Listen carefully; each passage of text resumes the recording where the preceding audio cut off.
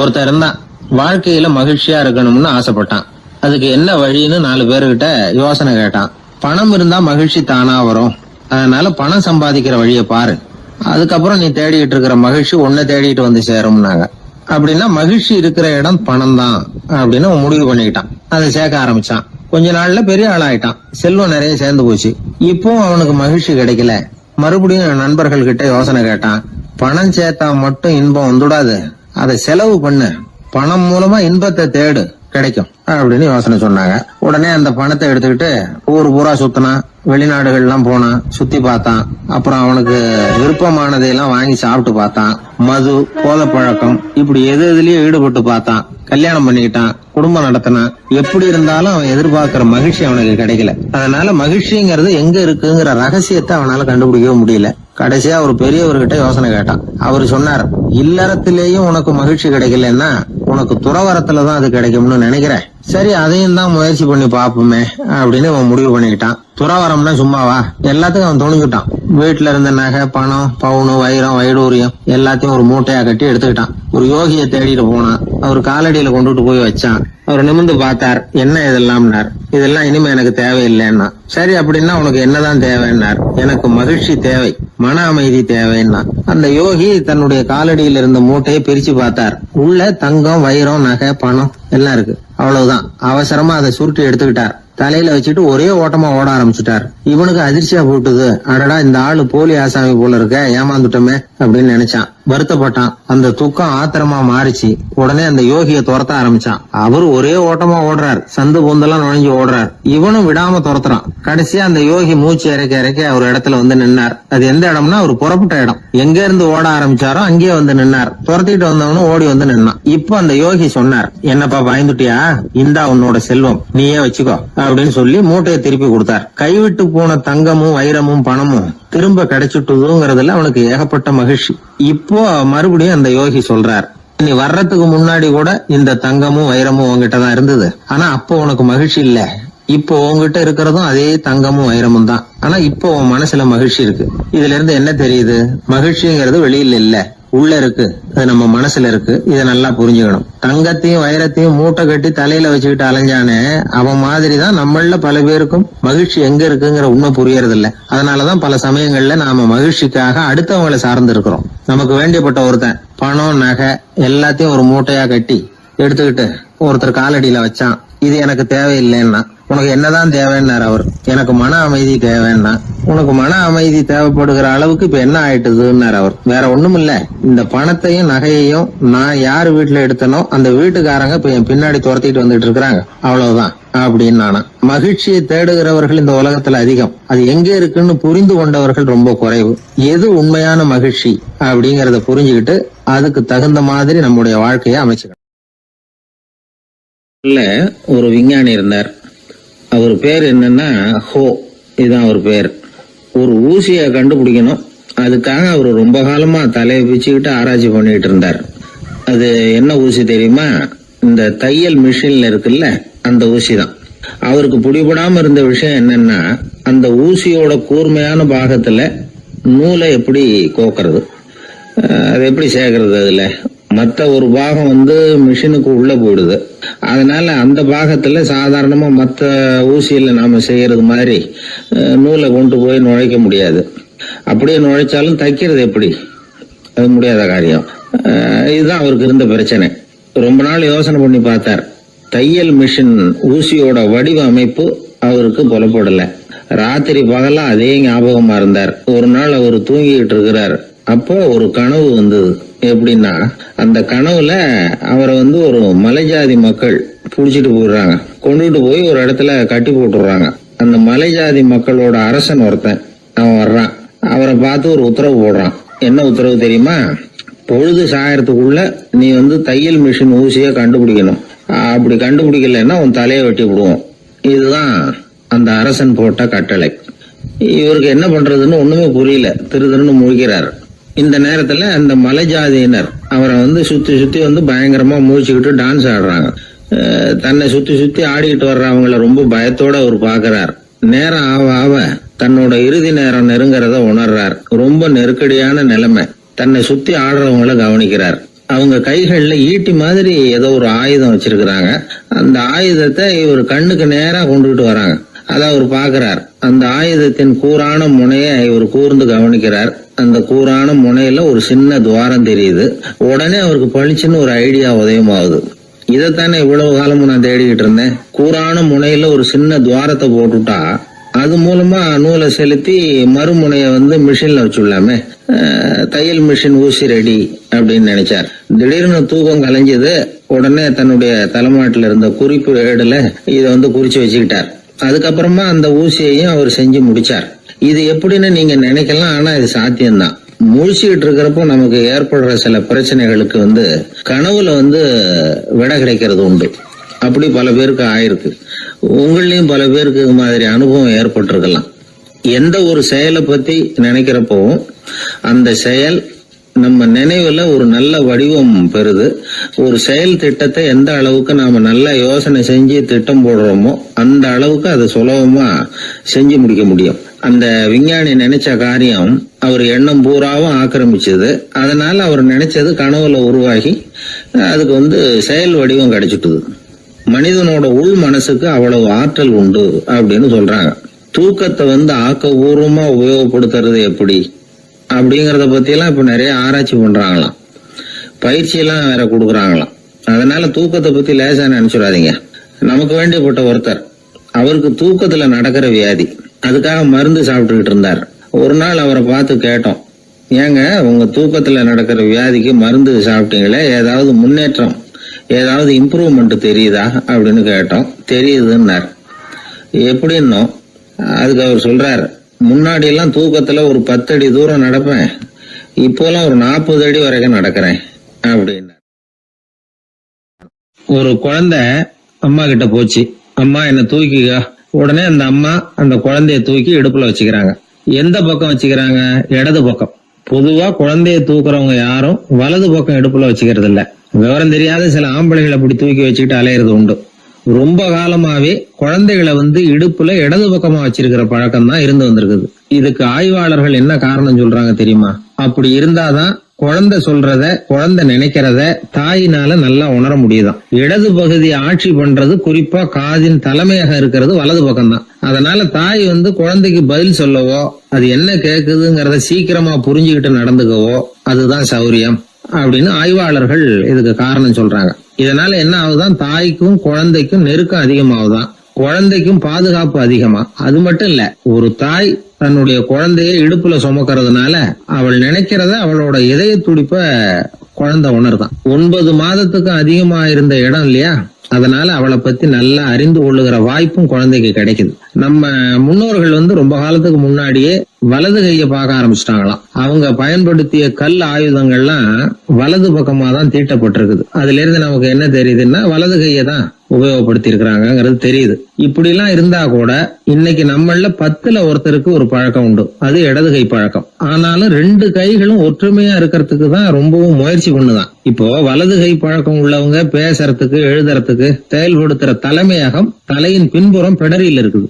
இடது கை பழக்கம் உள்ளவங்களுக்கு மூளையில 2 பக்கங்கள்லயும் தலைமையகம் இருக்குது. இது விஞ்ஞானிகள் சொல்றது. எத்தனையோ மேதைகள் இடது கை பழக்கம் உள்ளவங்களா இருந்திருக்கிறாங்க. அமெரிக்க மேதை பெஞ்சமின் பிராங்கிலின், இத்தாலிய ஓவியர் லியோனார்டோ டாவின்சி, இப்படி நிறைய பேர் இருந்திருக்கிறாங்க, இப்பவும் இருக்கிறாங்க. காலங்காலமா இயல்பாவே இடது கை பழக்கம் இருந்து வந்திருக்குது. அப்படி இருக்கிறப்போ வலது கை எப்போ இடது கைய வென்றது, ஜெயிச்சது அப்படிங்கிற விவரம் இன்னமும் யாருக்குமே புரியல. ஆய்வாளர்களுக்கும் புரியல. அவங்களும் யோசிச்சுக்கிட்டு இருக்கிறாங்க. உலகம் இடது பக்கமா தான் சுத்துது. வானத்துல இருக்கிற வெள்ளி வீதி, அப்புறம் அணுவுல இருக்கிற துணுக்குகள், உடம்புல இருக்கிற அமினோ அமிலம், இப்படி எல்லாமே இடதுபுறமா தான் இயங்கிட்டு இருக்குது. இவ்வளவு செய்திகள் இடது கைக்கு ஆதரவா இருக்கிறப்போ அது எப்படி வலது கை கிட்ட ஏமாந்தது அப்படிங்கிற ரகசியம் இன்னமும் யாருக்கும் தெரியலையா. இது சம்பந்தமா ஆராய்ச்சி பண்றவங்களுக்கு இது இன்னமும் ஒரு பிரச்சனையா தான் இருக்குதான். இப்படி இடது கை ஒதுங்கிட்டதுனால இப்பெல்லாம் வலது கைக்கு தான் மரியாதை அதிகமா போச்சு. ஒரு ஆசாமி இடது கையில கட்டு போட்டுட்டு வந்தானா, கையில என்னப்பா கட்டுன்னு விசாரிச்சிருக்கிறார் ஒருத்தர். ஒரு இயந்திரத்தை பிரிச்சு ரிப்பேர் பாத்துக்கிட்டு இருந்தேன், மறுபடியும் அதை ஓட விட்டு பாக்குறப்போ இடது கை விரல் மாட்டிக்கிட்டது, அதுதான் கட்டு அப்படின்ட்டு இருக்கான். நல்ல வேளை வலது கை மாட்டி இருந்தா உன்னால சாப்பிட கூட கஷ்டமா போயிருக்குமே என்னார் அவர். இதுக்கு அவன் சொன்னானா, முதல்ல வலது கை தாங்க மாட்டிக்க இருந்தது, நான் தான் உடனே புத்திசாலித்தனமா அதை இழுத்துக்கிட்டு இடது கையை கொடுத்தேன் அப்படின்னு இருக்கான். இவன் எப்பேற்பட்ட புத்திசாலி பாருங்க.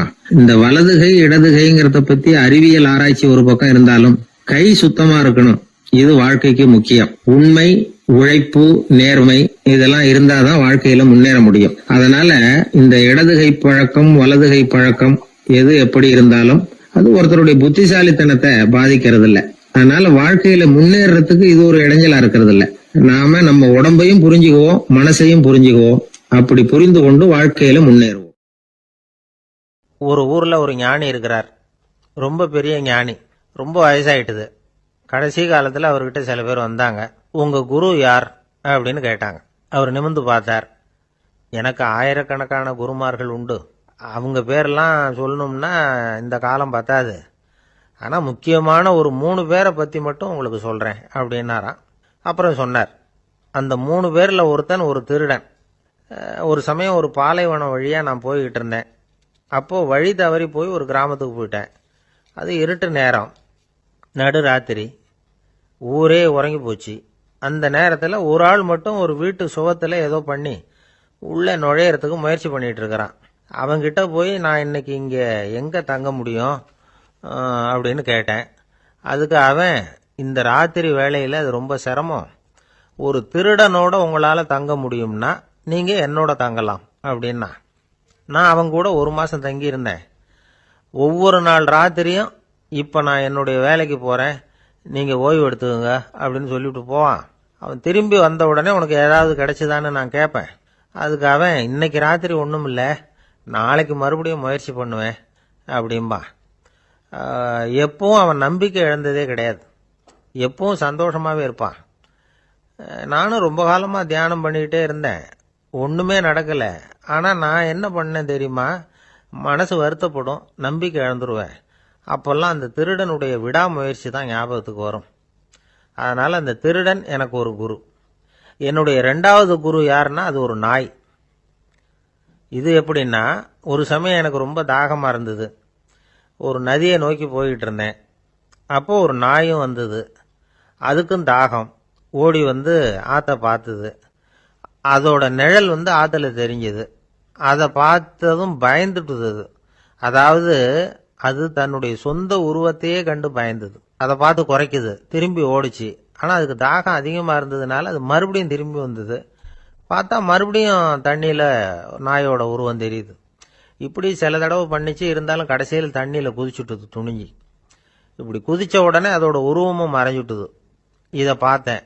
நான் என்ன புரிஞ்சுக்கிட்டேன்னா, எவ்வளவுதான் பயம் இருந்தால் கூட ஒருத்தன் தைரியமாக காரியத்தில் இறங்கணும் அப்படிங்கிறத புரிஞ்சுக்கிட்டேன். இந்த போதனை அந்த நாய்கிட்ட இருந்து எனக்கு கிடைச்சிது. இது ஒன்று. அடுத்தது என்னுடைய 3வது குரு யாருன்னா அது ஒரு சின்ன குழந்தை. நான் ஒரு சமயம் ஒரு நகரத்துக்கு போனேன். அங்கே ஒரு குழந்தை எரிகிற மெழுகுவத்தி ஒன்று எடுத்துக்கிட்டு வந்தது. நான் அந்த குழந்தைய பார்த்து வேடிக்கையாக கேட்டேன், ஏன் பாப்பா, இந்த மெழுகுவத்தியை நீயாவே கொளுத்துனியா அப்படின்னு கேட்டேன். ஆமான்னுது அந்த குழந்தை. சரி, இந்த மெழுகுவத்தி முன்னாடி எரியாமல் இருந்தது, இப்போ எரியுது. இந்த மெழுகுவத்திக்கு வெளிச்சம் எங்கேருந்து வந்தது, அதை எனக்கு காட்ட முடியுமா அப்படின்னு கேட்டேன் அந்த குழந்தைகிட்ட. இதுக்கு அந்த குழந்தை சிரிச்சுக்கிட்டு அந்த மெழுகுவத்தியை ஊதி அணைச்சுட்டுது. அதுக்கப்புறம் என்னை பார்த்து கேட்டுது, இப்போ இந்த மெழுகுவத்தியின் வெளிச்சம் போனதை பார்த்தீங்க இல்லையா, அது எங்கே போச்சுன்னு எனக்கு சொல்லுங்க அப்படின்னுது. அந்த குழந்தை இப்படி கேட்டதும் என்கிட்ட இருந்த ஆணவம் அழிஞ்சுட்டுது. நான் படித்ததெல்லாம் அந்த வினாடியில் சுக்கு நூறாக போயிட்டுது. என்னுடைய முட்டாள்தனத்தை நான் உணர்ந்தேன் அப்படின்னு இவ்வளவும் அந்த ஞானி விவரமாக சொன்னாராம். அதனால் நாம் இன்னார்கிட்டே இருந்து தான் இதை கற்றுக்கணுங்கிறது இல்லை, யாருக்கிட்டே இருந்தும் எதையும் கற்றுக்கலாம். நம்மால் ஒருத்தன் ஒரு நாய் வளர்த்துக்கிட்டு இருந்தான். அந்த நாய்க்கு வால் கிடையாது. யாரோ ஏற்கனவே வெட்டி எடுத்துட்டாங்க. இந்த நாய் தான் சார் எனக்கு குரு, அதுகிட்டே இருந்து கூட நான் பாடம் கற்றுக்கிட்டு இருக்கிறேன் அப்படின்னா. அப்படி என்ன கற்றுக்கிட்டேன் அந்த வால் இல்லாத நாய்கிட்டே இருந்து அப்படின்னு கேட்டோம். நாம் யாருக்கிட்டையும் வாலாட்டக்கூடாது அப்படிங்கிற பாடத்தை அதுகிட்டே இருந்து தான் நான் கற்றுக்கிட்டேன் அப்படின்னா. என்ன சார் உங்கள் பையன் என்ன செஞ்சுக்கிட்டு இருக்கிறான் இப்போ அப்படின்னு கேட்டார் ஒருத்தர். அடிக்கடி கண்ணாடி முன்னாடி நின்று அழகு பார்த்துக்கிட்டு இருக்கிறான் சார் அப்படின்னாரு அப்பா. இளம் பருவம் இப்படி தான் இருக்கும், அதையெல்லாம் சாதாரணமாக நினச்சிடாதீங்க அப்படின்னாரு அவர். என்ன சார் சொல்கிறீங்க, கண்ணாடி முன்னாடி நின்றுக்கிட்டு நேரத்தை வீணாக்கிக்கிட்டு இருக்கான், அதை ஒரு பெரிய விஷயமா நான் நினைக்கணுமா அப்படின்னாரு இவர். இளம் பருவத்தில் இளைஞர்களுக்கும் சின்ன பொண்ணுங்களுக்கும் அடிக்கடி கண்ணாடியில் பார்க்கணும்னு தோணும். அது வெறுமனே அழகு பார்க்கறது மட்டும் இல்லை, அவங்க தங்களையே தேடி கண்டுபிடிக்கிற ஒரு முயற்சி அது. இது ஒரு மனோதத்துவ விளைவு. இது வரைக்கும் சின்ன பிள்ளையா இருந்துட்டோம், இனிமேல் நாமளும் மற்றவங்க மாதிரி மனிதர்கள் தான் அப்படிங்கிற உணர்வு அவங்களுக்கு வருது. தங்களோட முகம் எப்படி இருக்குது, அழகு எப்படி இருக்கு, உடம்பு நேரம் எப்படி இருக்கு, முடி எப்படி இருக்கு அப்படிங்கறதையெல்லாம் கண்டுபிடிக்கிறாங்க. அதுக்கப்புறம் இன்னொரு ஆணோ பொண்ணோ தன்னை கவனிக்கணும் அப்படின்னு நினைக்கிறாங்க. இதெல்லாம் மனோதத்துவ உண்மைகள், இதெல்லாம் இயற்கை. இதை பார்த்துட்டு பெற்றவங்க பிள்ளைங்க கெட்டு போட்டாங்க அப்படின்னு நினைக்கக்கூடாது, அவங்கள திட்டிக்கிட்டே இருக்கக்கூடாது. இன்னைக்கு பல குடும்பங்கள்ல இதுதான் நடந்துகிட்டு இருக்குது. மனுஷ வாழ்க்கையிலேயே இப்படியும் இல்லாத அப்படியும் இல்லாத ஒரு பருவம் இளம் பருவம். 13லேருந்து 19 வயசுக்கு உட்பட்ட ஆண்கள் பெண்கள் இந்த வகையை சேர்ந்தவங்க, டீனேஜ் குரூப். இவங்கள சின்னவங்கன்னு நினைச்சிட முடியாது, பெரியவங்கன்னு நினைச்சிட முடியாது. இவங்க ரொம்ப சென்சிட்டிவ். சமூகம் நினைச்சா இவங்களை நல்லவங்களாவும் ஆக்கலாம், கெட்டவங்களாவும் ஆக்கலாம். கொஞ்சம் அக்கறை எடுத்துக்கிட்டா பெரிய பெரிய மேதைகளையும் விஞ்ஞானிகளையும் உருவாக்கலாம். ஆனால் நடக்கிறது என்ன தெரியுமா, அநேகமாக இவங்களை யாருமே சரியாக புரிஞ்சுக்கிறது இல்லை, இவங்களை சரியாக நடத்துறதும் இல்லை. இது வரைக்கும் நாம் சொல்கிறத கேட்டுக்கிட்டு இருந்தான், இப்போல்லாம் அவன் இஷ்டத்துக்கு நடக்க ஆரம்பிச்சுட்டான் அப்படின்னு வருத்தப்படுற பெற்றோர்கள் அதிகம். இது வருத்தப்படுற விஷயம் இல்லை, சந்தோஷப்பட வேண்டிய விஷயம். உங்கள் புள்ள சொந்தமாக யோசிக்க ஆரம்பிக்கிறதும் நடந்துக்க ஆரம்பிக்கிறதும் ஒரு தப்பான விஷயமா? அவன் கடைசி வரைக்கும் உங்கள் பேச்சையே கேட்டுக்கிட்டு இருக்கணுங்கிறது என்ன நியாயம்? இன்னைக்கு இளைஞர்களை பெரியவங்க தப்பா புரிஞ்சுக்கிட்டு தவறா நடத்துறதுனால தான் அவங்களுக்கு வெறுப்பு, எரிச்சல், மனக்கசப்பு எல்லாம் உண்டாகுது. பெற்றவங்க சரியா மதிக்கிறது இல்லை அப்படிங்கிற ஒரே காரணத்தினாலேயே வீணா போகிற பிள்ளைங்க இன்னைக்கு அதிகம். சரி, பெற்றவங்களுக்கு இன்னைக்கு என்னதான் புத்தி சொல்ல வர்றீங்க அப்படின்னு கேட்குறீங்களா? நாம எதையும் சொல்ல வரல, ஆனால் அது சம்பந்தமான சில நிபுணர்கள் சொல்லி இருக்கிறத உங்க காதில் போட்டு வைக்கலாம். அது என்னன்னா, பிள்ளைங்க கிட்ட அன்பு செலுத்துங்க. குழந்தையா இருந்தப்போ எவ்வளவு பாசமா இருந்தீங்க, வளர வளர அதை ஏன் குறைச்சிக்கிறீங்க? பெற்றவங்களின் அன்பான வார்த்தைகளுக்கு ஏங்குறவங்க தான் இன்றைய இளைஞர்கள். அவங்க எதை சொன்னாலும் அதை அக்கறையா காது கொடுத்து கேளுங்க, அலட்சியப்படுத்தாதீங்க. அவங்க விரும்புறது உங்ககிட்ட இருந்து ஒரு மதிப்பு, மரியாதை, அங்கீகாரம், இவ்வளவுதான். அவங்க அவங்களாவே முடிவுகள் எடுக்கட்டும், அதுக்கு நீங்க உதவியா இருங்க, அது போதும். மற்றவங்க முன்னாடி, முக்கியமா அவங்க நண்பர்கள் முன்னாடி அவங்கள பத்தி மட்டமா பேசாதீங்க. அவங்க கிட்ட பொய் சொல்லக்கூடாது. நீங்க சொன்னது பொய்ன்னு தெரிஞ்சு போச்சுன்னா உங்க பேர்ல அவங்களுக்கு இருக்கிற மதிப்பு போயிடும், நம்பிக்கை போயிடும். அவங்களுக்கு முன்னாடி நீங்க சண்டை போடக்கூடாது. உங்க பிள்ளைய எப்பவும் இன்னொரு பிள்ளையோட ஒப்பிட்டு பேசுற வேலையே வேணாம். கூட பிறந்த மற்றவங்களோட கூட ஒப்பிடக்கூடாது. இப்படி செஞ்சா அவன் உங்ககிட்டயும் பிரியமா இருக்க மாட்டான், அவங்ககிட்டயும் பிரியமா இருக்க மாட்டான். புள்ள எங்க போறான், என்ன பண்றான் அப்படின்னு எல்லாம் துப்பறிஞ்சிக்கிட்டு இருக்கக்கூடாது. இளைஞர்கள் தனிமையை விரும்புறவங்க. அவங்கள பெட்டியில வச்சு மூடி பாதுகாக்கணும்னு நினைக்கக்கூடாது. அவங்கள எப்படி பாதுகாக்கிறது அப்படிங்கிறது அவங்களுக்கே தெரியும். உங்க புள்ள எப்படி நடந்துக்கணும்னு நீங்க எதிர்பார்க்குறீங்களோ அது மாதிரி நீங்க நடந்து காட்டுங்க, அது போதும். ஒரு வீட்டுல அப்பாவும் அம்மாவும் பேசிக்கிட்டு இருக்கிறாங்க. என்னங்க, நம்ம பொண்ணு பெரியவளாயிட்டா, அடிக்கடி கண்ணாடி முன்னாடி போய் நின்றுகிட்டு இருக்கிறா, சீக்கிரமா ஒரு பையனை பார்த்து கல்யாணத்தை முடிக்காம இப்படி மசன்னு கல்லு மாதிரி உட்காந்துருக்குறீங்களே அப்படின்னு சத்தம் போட்டாங்க அந்த அம்மா. அவசரப்படாத, பாக்கிறதுக்கு கண்ணுக்கு அழகா லட்சணமா புத்திசாலியா ஒரு பையன் கிடைக்க வேணாமா, அதுதான் பார்த்துக்கிட்டு இருக்கிறேன் அப்படின்னாரு அப்பா. இதுக்கு அந்த அம்மா சொல்றாங்க, எங்க அப்பா இப்படி எல்லாம் நினைச்சுக்கிட்டு இருந்திருந்தா எனக்கு கல்யாணமே ஆயிருக்காது தெரியுமா அப்படின்னாங்களாம். ஒரு ஊர்ல ஒருத்தர் இருந்தார், ரொம்ப நல்லவர். யாருக்காவது ஏதாவது கொடுத்துக்கிட்டே இருப்பார், கொடையாளி.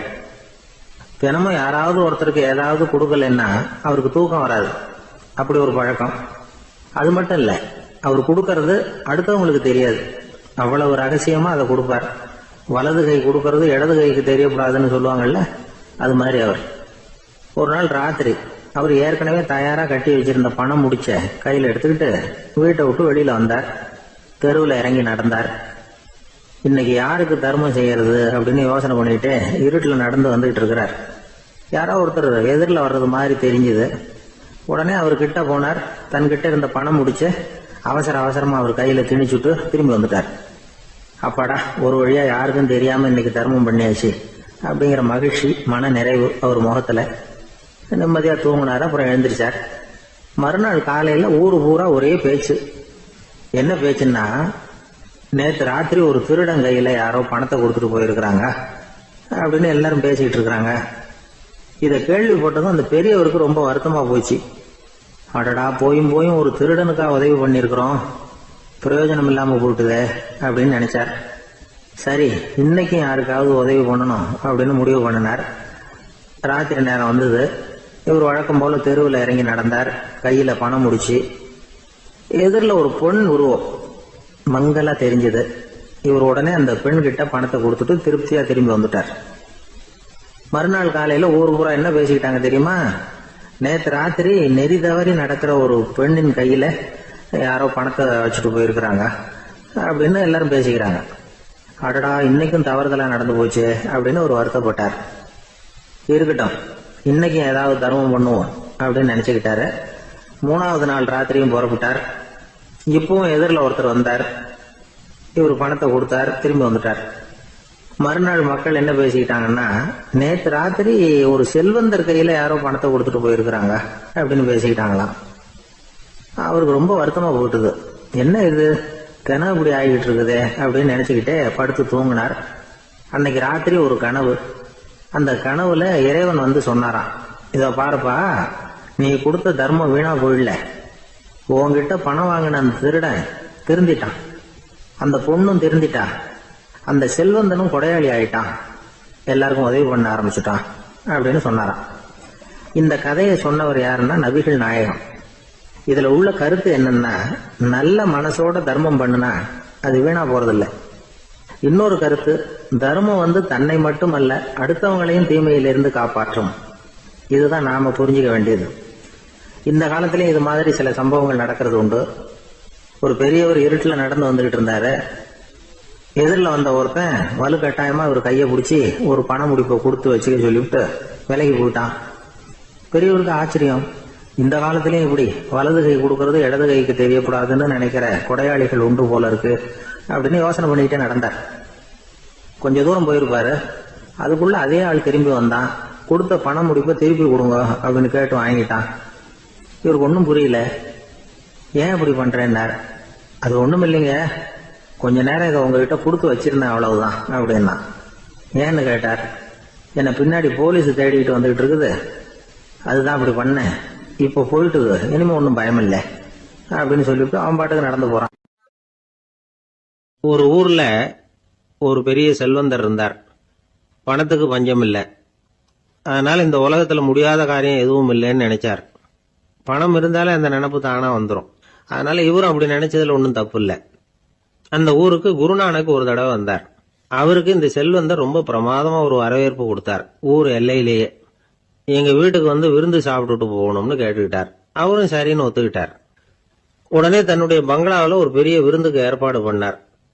குருநானக் அழைச்சிட்டு வீட்டுக்கு போனார். உட்கார வச்சார். ஐயா, நான் இந்த ஊர்லயே ரொம்ப பெரிய வசதி உள்ளவன், என்னால எல்லாம் முடியும், உங்களுக்காக நான் என்ன செய்யணும்னு சொல்லுங்க, எதுவா இருந்தாலும் பரவாயில்ல, எவ்வளவு செலவானாலும் பரவாயில்ல, என்னால செய்ய முடியும், என்ன செய்யணும்னு சொல்லுங்க, அது போதும், நான் செய்யறேன் அப்படின்னு நான் ரொம்ப பணிவா. இதை கேட்டதும் குருநானக் சிந்திச்சார் கொஞ்ச நேரம். அதுக்கப்புறம் தன்னோட சட்ட பைக்குள்ள கையை விட்டு ஒரு பழைய ஊசி ஒன்று எடுத்தார். அந்த செல்வந்தர்கிட்ட கொடுத்தார். இதை பாருங்க, இவ்வளவு தூரம் நீங்க கேட்கறதுனால சொல்றேன், எனக்கு நீங்க செய்ய வேண்டிய உதவி இதுதான். ஊசிய கையில வாங்கிக்கிட்டு இதை என்ன செய்யணும் சொல்லுங்க அப்படின்னாரு அவரு. நீங்க செய்ய வேண்டியது என்னன்னா, இந்த ஊசிய பத்திரமா வச்சிருக்கணும்.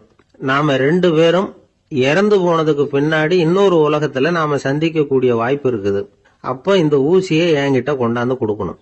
இதுதான் நீங்க எனக்காக செய்ய வேண்டிய உதவி அப்படின்னார் குருநானக் லேசா சிரிச்சுக்கிட்டே. இதை கேட்ட உடனே இந்த பெரியவர் முழிக்க ஆரம்பிச்சிட்டார். அது எப்படிங்க, நான் சாகிறப்ப எப்படி இந்த ஊசியை எடுத்துக்கிட்டு இன்னொரு உலகத்துக்கு வர முடியும்னார். ஊசி மாதிரி ஒரு சின்ன பொருளை கூட இந்த உலகத்தை விட்டு நாம போறப்ப எடுத்துட்டு போக முடியாதுங்கிறப்போ உங்களோட செல்வத்தையெல்லாம் எப்படி அங்க எடுத்துட்டு வர போறீங்க அப்படின்னு கேட்டார் குருநானக். அதுக்கப்புறம் தான் அந்த பெரியவர் யோசிக்க ஆரம்பிச்சாராம். குருநானக் சொல்றார், இத பாருங்க, நாம செய்யற நல்லது கெட்டது தான் கடைசி வரைக்கும் நம்ம கூட இருக்கும். அடுத்தவங்க நல்லா இருக்கணுங்கிறதுக்காக பொருளை செலவு செய்யணும். அப்படி செய்யலைன்னா எந்த பிரயோஜனமும் இல்லை அப்படின்னார். அதுக்கப்புறம் தான் அந்த செல்வந்தரின் அறிவு கண் திறந்துதான். உடனே குருநானக்க வணங்கினார். ஐயா, என்கிட்ட இருந்த ஆணவம் போயிட்டுது, இனிமே என்கிட்ட இருக்கிற செல்வத்தை நல்ல வழியில செலவழிப்பேன் அப்படின்னாராம். நம்ம கிட்ட இருக்கிற பணம் எப்பவும் நம்ம கூடவே வந்துகிட்டு இருக்காதுங்கிறதுக்கு இது ஒரு உதாரணம். அதுக்காக நாம பணம் சேர்க்கறத பத்தி கவலைப்பட வேண்டியதில்லை. பேசாம படுத்து தூங்கிட்டு இருந்தா போதும் அப்படின்னு இதுக்கு அர்த்தம் பண்ணிக்கப்படாது. முறையான வழியில பணம் சேர்க்கணும், அதை முறையான வழியில செலவு பண்ணணும். அதனால ஏற்படக்கூடிய மன நிறைவு இருக்கு பாருங்க, அது அனுபவிச்சவங்களுக்கு தான் தெரியும். சொர்க்கத்துக்கு போறவங்க இங்க இருந்து பணத்தை எடுத்துட்டு போக முடியாது. ஆனா நம்ம செல்வத்தை இங்க மத்தவங்களுக்கு பயன்பட செய்து அதனால ஏற்படுற புண்ணியம் இருக்கு பாருங்க, அதை எடுத்துட்டு போக முடியுமா? இதுதான் ஆன்மீகவாதிகள்லாம் சொல்ற கருத்து.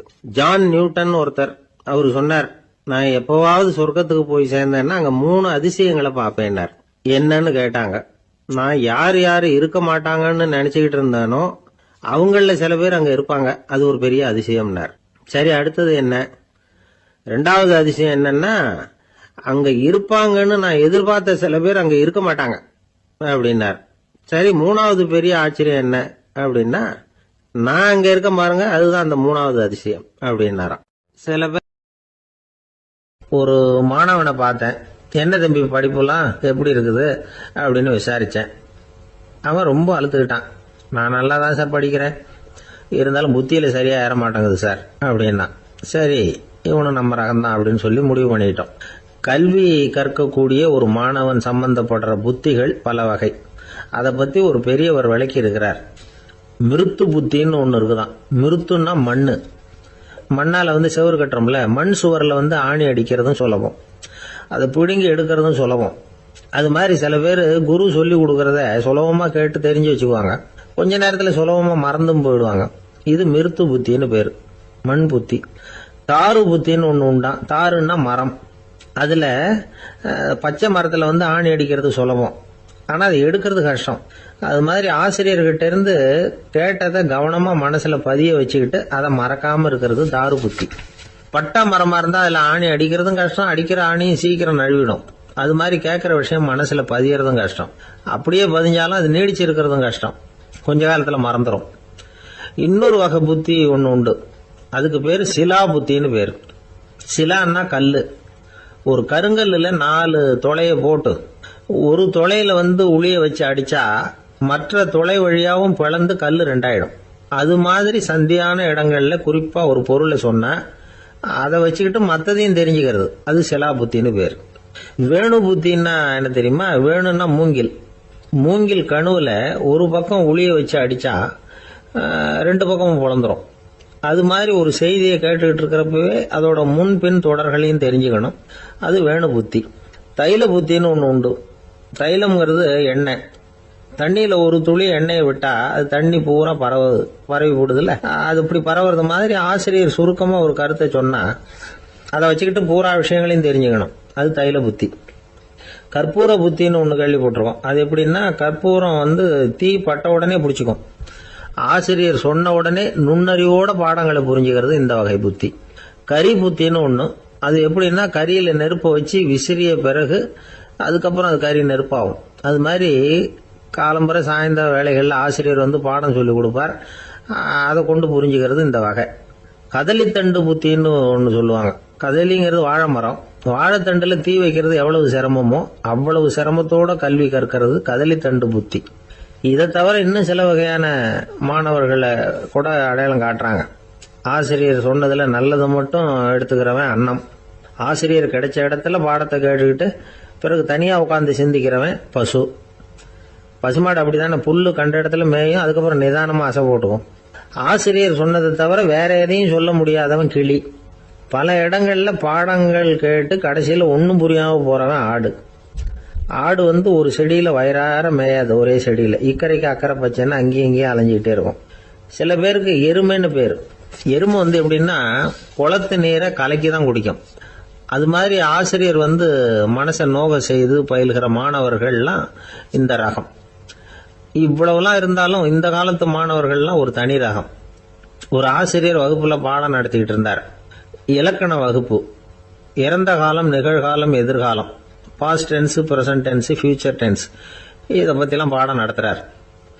எல்லாம் சொல்லி கொடுத்துட்டு இப்ப நான் ஒரு வாக்கியம் சொல்லுவேன், அது என்ன காலம் அப்படிங்கறத நீங்க சொல்லணும்னார் ஆசிரியர். சரி, நாங்க மாணவர்கள்லாம், நான் நாளைக்கும் பாடம் நடத்த போகிறேன், இது என்ன காலம் அப்படின்னு கேட்டார் ஆசிரியர்.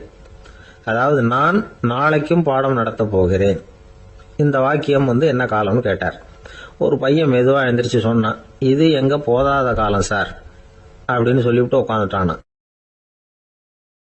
குடும்பம்னு இருந்தா கோபம் வரதான் செய்யும். அது வந்துட்டு போட்டும் பரவாயில்ல. ஆனா அந்த கோபம் ஒரே நேரத்துல 2 பேருக்கும் வந்துடாம பாத்துக்கணும். ஒரு சமயத்துல யாராவது ஒருத்தர் தான் கோபப்படணும், அடுத்தவங்க அமைதியா இருக்கணும். அதுக்கப்புறம் இவர் அமைதியான உடனே அவங்க ஆரம்பிச்சுக்கலாம். கோபமா ஏதாவது சொன்னா உடனே கோபமா பதில் சொல்லக்கூடாது. கொஞ்சம் பொறுத்து கோபம் தீர்ந்த உடனே அந்த பதிலை சொல்லலாம். அப்போ பதில் கோபமா இருந்தா கூட அது அவ்வளவு பெருசா தெரியாது. அற்ப விஷயத்துக்கெல்லாம் காய்ச்சி மூச்சுன்னு கத்திட்டு இருக்கக்கூடாது. உங்க 2 பேருக்குள்ள ஒரு தர்க்கம் ஆரம்பமாயிட்டுதுன்னு வச்சுக்கோங்க, கடுமையா 2 பேரும் விவாதம் பண்றீங்க. உங்களில் ஒருத்தர் இதுல ஜெயிக்கணும்னா அது நீங்களா இருக்க வேணாம், அடுத்தவங்க ஜெயிக்கிறதுக்கு நீங்க துணையா இருங்களேன். அப்படின்னா நீங்க கொஞ்சம் விட்டு கொடுக்கணும், அவ்வளவுதான். ஏதாவது குத்தம் சொல்லணுமா, செஞ்ச தப்ப சுட்டி காட்டணுமா, விமர்சனம் பண்ணணுமா, பண்ணுங்க, வேணான்னு சொல்லல. ஆனா சொன்னதை அப்படி சொல்றத கொஞ்சம் அன்பா இதமா சொல்லுங்க. எப்போ நடந்த தவறுகளை எல்லாம் இப்போ போய் மறுபடியும் ஞாபகப்படுத்திட்டு இருக்க வேண்டாம். நான் அப்பவே சொன்னேன் இந்த புடவை வேணாம்னு, நீங்க தான் கேட்கல, இப்போ பாருங்க கிழிஞ்சு போச்சு இப்படின்னு கத்துனாங்க ஒரு அம்மா. எப்போ சொன்னீங்கன்னு கேட்டால் ஒரு 10 வருஷத்துக்கு முன்னாடி தீபாவளி சமயத்தில் அப்படிங்கிறாங்க. அது என்ன இன்னும் அப்படியே புதுசாகவே இருக்கும்? உங்களுக்கு அவர் தான் பெருசு, அவருக்கு நீங்கள் தான் பெருசு. அதை விட இந்த உலகத்தில் வேற எதுவும் முக்கியம் இல்லைன்னு நினைக்கணும். நீ தான் என்னுடைய உலகம்னு எத்தனை தடவை சொல்லியிருப்பீங்க? அதெல்லாம் வெறும் வசனமாக போயிடக்கூடாது. ஏதாவது ஒரு பிரச்சனையை பற்றி கடுமையாக விவாதம் பண்ணிக்கிட்டு இருக்கீங்க, அதை அப்படியே பாதியில் விட்டுட்டு படுக்கைக்கு போயிடக்கூடாது. சொச்சத்தை நாளைக்கு பேசிக்கலாம்னு. அப்படி போனால் தூக்கம் வராது. பிரச்சனையை ஒரு முடிவு பண்ணிக்கிட்டு அதுக்கப்புறமா தூங்க போகணும். ஒரு நாளில் ஒரு தடவையாவது உங்கள் ஜோடியை பாராட்டி நல்ல விதமாக கனிவாக ஒரு வார்த்தை சொல்லணும் அப்படின்னு தீர்மானம் பண்ணீங்க. ஏதாவது தப்பு பண்ணிவிட்டீங்கன்னா பரவாயில்ல, அதை ஒத்துக்கிறதுக்கும் மன்னிப்பு கேட்கறதுக்கும் தயாராக இருக்கணும். அது ஒன்றும் கேவலம் கிடையாது. வீட்டுக்குள்ளே தானே கேட்க போகிறீங்க, வெளியில் யாருக்கு தெரிய போதும்? எப்படியோ உங்களுக்குள்ள ஒரு சமரசம் ஆனால் சரிதான். ஒரு தகராறுன்னு எடுத்துக்கிட்டா குறைஞ்சபட்சம் அதுக்கு 2 பேர் தேவை. தனியாகவே உட்காந்துக்கிட்டு நான் இப்போ தகராறு பண்ணிட்டு இருக்கிறேன் அப்படின்னு யாரும் சொல்ல முடியாது. 2 பேர் தகராறு பண்ணுறாங்கன்னா பொதுவாக அந்த 2 பேரில் யார் அதிகமாக பேசுகிறாங்களோ அவங்க பேரில் தான் தப்பு இருக்கும். அதை மனசில் வச்சுக்கணும். இதெல்லாம் தான் அந்த புத்தகத்தில் போட்டிருக்கிற வழிமுறைகள். இவ்வளவும் சரியா வரலன்னா அப்புறமா சொல்லுங்க, வேற புத்தகம் ஏதாவது இருக்கான்னு தேடுவோம். ஒரு கணவன் தன்னுடைய மனைவியை அழைச்சிட்டு ஒரு மனோதத்துவ டாக்டர் கிட்ட வந்தாராம். டாக்டர், எங்களுக்கு கல்யாணம் ஆகி 30 வருஷ காலமா நாங்க ஒரு விஷயத்துல கூட ஒத்து போனதில்லை அப்படின்னு ஆரம்பிச்சார். உடனே அந்த அம்மா குறுக்கிட்டு, அது 30 வருஷம் இல்ல 32 வருஷம் அப்படின்னாங்களாம். ஒரு ஊர்ல ஒரு ராஜா இருந்தார். அவரு ஒரு நாள் காலையில அரண்மனையில மேல் மாடத்துல வந்து நின்றுகிட்டு இருந்தார். அப்போ ஒரு ஆள் வீதியில ரொம்ப வேகமா ஓடிக்கிட்டு இருக்கான். அதை ராஜா கவனிச்சார். அவன் மனசுல ஏதோ ஒரு தவிப்பு இருக்குங்கிறத புரிஞ்சுக்கிட்டார். உடனே அரண்மனை சேவகர்களை கூப்பிட்டார். அந்த ஆளை இங்க அழைச்சிட்டு வாங்க அப்படின்னார். இவங்க ஓடி போய் அந்த ஆளை அழைச்சிட்டு வந்தாங்க. மன்னர் முன்னாடி நிறுத்தினாங்க. மன்னர் அவனை நிமிர்ந்து பார்த்தார். எதுக்காக இவ்வளவு வேகமா ஓடிக்கிட்டு இருக்கிற அப்படின்னு கேட்டார். இதுக்கு அவன் சொன்னா, மன்னா, நம்ம கோட்டையின் வடக்கு வாசல் இருக்கு இல்லையா, அது ஓரமா ஒரு பெரிய பாறாங்கல் கிடக்கு. அதுக்கு அடியில நான் ஒரே ஒரு வெள்ளி நாணயத்தை புதைச்சி வச்சிருக்கேன். அது இப்போ எனக்கு தேவைப்படுது. என்னுடைய மனைவிக்கு ஒரு பரிசு வாங்கி கொடுக்க வேண்டியிருக்கு. அதுக்காக தான் அவசரமா ஓடிக்கிட்டு இருக்கிறேன் அப்படின்னா. மன்னர் யோசனை பண்ணார். அப்புறம் சொன்னார், அதுக்காகவா இப்படி ஓடுற? பரவாயில்ல, அதை பத்தி கவலைப்படாத. நான் உனக்கு 10 வெள்ளி காசுகள் தர்றேன், வாங்கிட்டு திரும்பி போ அப்படின்னார். இவன் தலையை சொரிஞ்சான். மன்னா, நீங்க கொடுக்கறத ரொம்பவும் மகிழ்ச்சியோட வாங்கிக்கிறேன். இருந்தாலும் அதுக்கப்புறம் அந்த வடக்கு வாசலுக்கு போய் அங்க இருக்கிற ஒரு நாணயத்தையும் எடுத்துக்கிட்டு போயிடுறேனே அப்படின்னானா. இத பாருப்பா, அந்த ஒரு நாணயத்தை மறந்துரு, உனக்கு 100 வெள்ளி நாணயங்கள் தரேன் இருக்கார். மன்னா, ரொம்ப மகிழ்ச்சி. உங்க மாதிரி தாராள குணம் வேற யாருக்கும் வராது. நீங்க கொடுக்கற 100 நாணயங்களையும் வாங்கிக்கிறேன். இருந்தாலும் வடக்கு வாசலுக்கு போய் அதையும் எடுத்துக்கிட்டா 101 ஆயிடுமே அப்படின்னானா. இத பாருப்பா, அந்த ஒரு நாணயத்தை மறந்துரு, அது எக்கேடாவது கெட்டு போகட்டும்.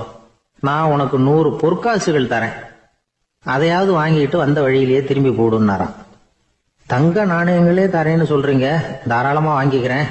இருந்தாலும் வடக்கு வாசலுக்கு போய் அப்படின்னு மறுபடியும் ஆரம்பிச்சான். அரசர் பொறுமை இழந்துட்டார். கடைசியா ஒரு முடிவுக்கு வந்துட்டார்.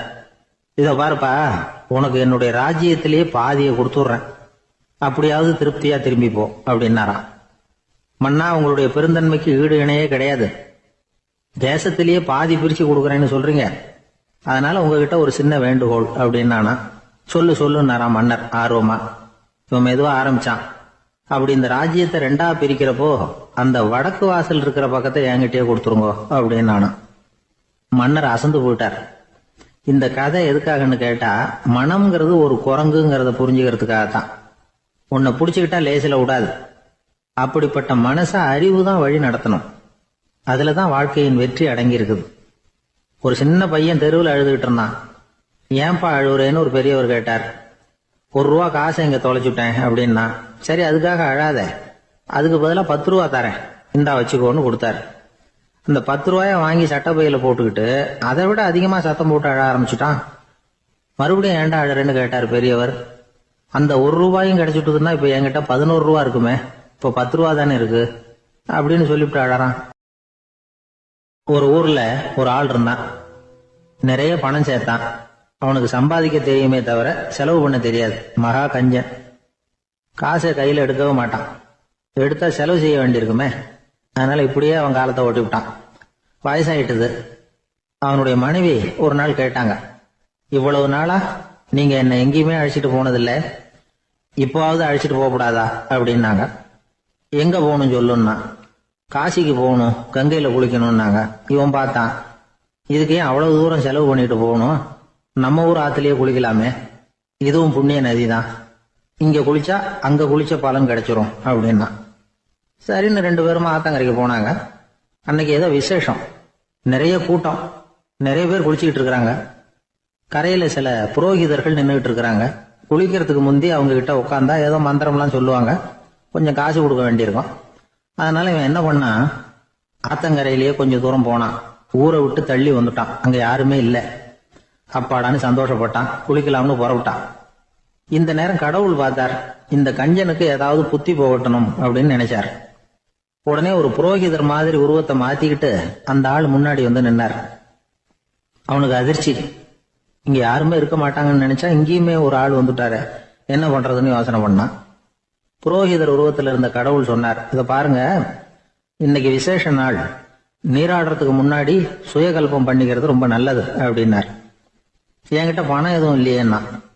பரவாயில்ல, அப்புறமா கொடுங்க, வாங்கிக்கிறேன். ஆனா ஒண்ணு, எவ்வளவு கொடுப்பீங்கிறத மட்டும் இப்பவே சொல்லி கொடுங்க அப்படின்னார். இவன் ரொம்ப யோசனை பண்ணான். ஒரு 10 பைசா தரேன் அப்படின்னா. சரின்னு ஒத்துக்கிட்டு எல்லா கிரியைகளையும் அவர் செஞ்சார். அதுக்கப்புறம் கணவனும் மனைவியும் ஆத்துல குளிச்சாங்க. அவர் போயிட்டார். கொஞ்ச நாள் கழிச்சு அவன் வீட்டுக்கு வந்தார் கடனை வசூல் பண்றதுக்கு. வாசல்ல நின்றுகிட்டு இருந்த அவன் மனைவி இவரை பார்த்ததும் தயங்க ஆரம்பிச்சாங்க. அந்த அம்மா கிட்ட விஷயத்த சொன்னார். அந்த அம்மா ஓடி போய் உள்ள இருக்கிற தன்னுடைய கணவர்கிட்ட சொன்னாங்க. அவன் யோசனை பண்ணான், இப்ப வெளியில போனா அவனுக்கு 10 காசு கொடுக்க வேண்டியிருக்கும், அதனால எனக்கு காய்ச்சல்னு அந்த ஆளுகிட்ட சொல்லிவிடு, இன்னொரு சந்தர்ப்பத்துல என்ன வந்து பார்க்க சொல்லு அப்படின்னா. அந்த அம்மா போய் சொன்னாங்க. அப்படிங்களா, அப்படின்னா அவரை நான் உடனே போய் பார்க்கணுமே அப்படின்னு உள்ள நுழைய ஆரம்பிச்சார். அவங்க மறுபடியும் இருங்க தான் வரேன்னு சொல்லிவிட்டு உள்ள ஓடி விஷயத்த சொன்னாங்க. இது எதுடா வம்பா போச்சு அப்படின்னு பார்த்தான். மனைவியை கிட்டத்துல கூப்பிட்டான். இந்த பாரு, ஜன்னி கண்டு நான் இறந்து போயிட்டதா சொல்லிவிடு அப்படின்னா சொன்னாங்க. புரோகிதர் பார்த்தார். அப்படின்னா ஒரு வழியா இருந்து அவருடைய இறுதி சடங்குகளையும் நானே முடிச்சுட்டு போயிடுறேன் அப்படின்னார். உள்ள இருந்தவன் யோசனை பண்ணான், அந்த ஆள் என்ன விட மாட்டான் போல இருக்கு, அதனால ஒரு சவப்பெட்டியில என்ன வச்சு தூக்கிக்கிட்டு மயானத்துக்கு போங்க, பாத்துக்கலாம் அப்படின்னா. புரோகிதரும் விடுற மாதிரி இல்ல, கூடவே நடந்து போயிட்டு இருக்கிறார். அங்க இறக்கி சடங்குகளை முடிச்சுட்டு தீ வைக்கிற நேரம் பொட்டிக்குள்ள இருந்த நம்மால அலறி அடிச்சுட்டு வெளியில ஓடி வந்தான். புரோகிதர் உருவத்தில் இருந்த கடவுள் சிரிச்சார். தன்னுடைய சுய உருவத்தை காட்டினார். அதுக்கப்புறம் அவனை கூப்பிட்டு, இத பாருப்பா, ஏன் இப்படி அல்லாடுற, ஏதாவது வரம் வேணும்னா கேள் தரேன் அப்படின்னார். அவன் யோசனை பண்ணான். பகவானே, ஒரே ஒரு வரம் தான் உங்ககிட்ட கேட்கணும்னா. என்ன வேணும் கேளுன்னார். அந்த 10 பைசா தட்சணையை தள்ளுபடி பண்ணா போதும் அப்படின்னா. கடவுளும் சரின்னு சொல்லிட்டு போயிட்டார். இப்படி ஒரு கதையை சுவாமி சிவானந்தர் சொல்லியிருக்கிறார். செல்வந்தர்கள் பல பேர் இப்படித்தான் இருக்கிறாங்க. தாங்களும் அனுபவிக்க மாட்டாங்க, அடுத்தவங்களுக்கும் கொடுக்க மாட்டாங்க. இது மாதிரியான கஞ்சர்களுக்கு இந்த உலகம் இல்லை, அந்த உலகம் இல்லைங்கிறார் அவர். இந்த கதையில கடவுள் கடன் வசூலுக்கு வந்தது மாதிரி நம்ம ஊர் ஆள் ஒருத்தன் இன்னொருத்தர்கிட்ட 10 பைசா கடன் கொடுத்துட்டான். திருப்பி வாங்கறதுக்கு நடையா நடக்கிறான். கடைசியா கேட்டான், நீ எப்பதான் கடனை திருப்பி தரப்போற, அதை முடிவா சொல்லுன்னா. வர்ற வியாழக்கிழமை கண்டிப்பா கொடுத்துருவேன் அப்படின்னு அவன். அன்னைக்கு நான் ஊர்ல இருக்க மாட்டேனே அப்படின்னு இவன். அதனால என்ன, நானும் தான் அன்னைக்கு ஊர்ல இருக்க மாட்டேன் அப்படின்னா. இன்பம் துன்பம் இது ரெண்டும் சேர்ந்ததுதான் வாழ்க்கை.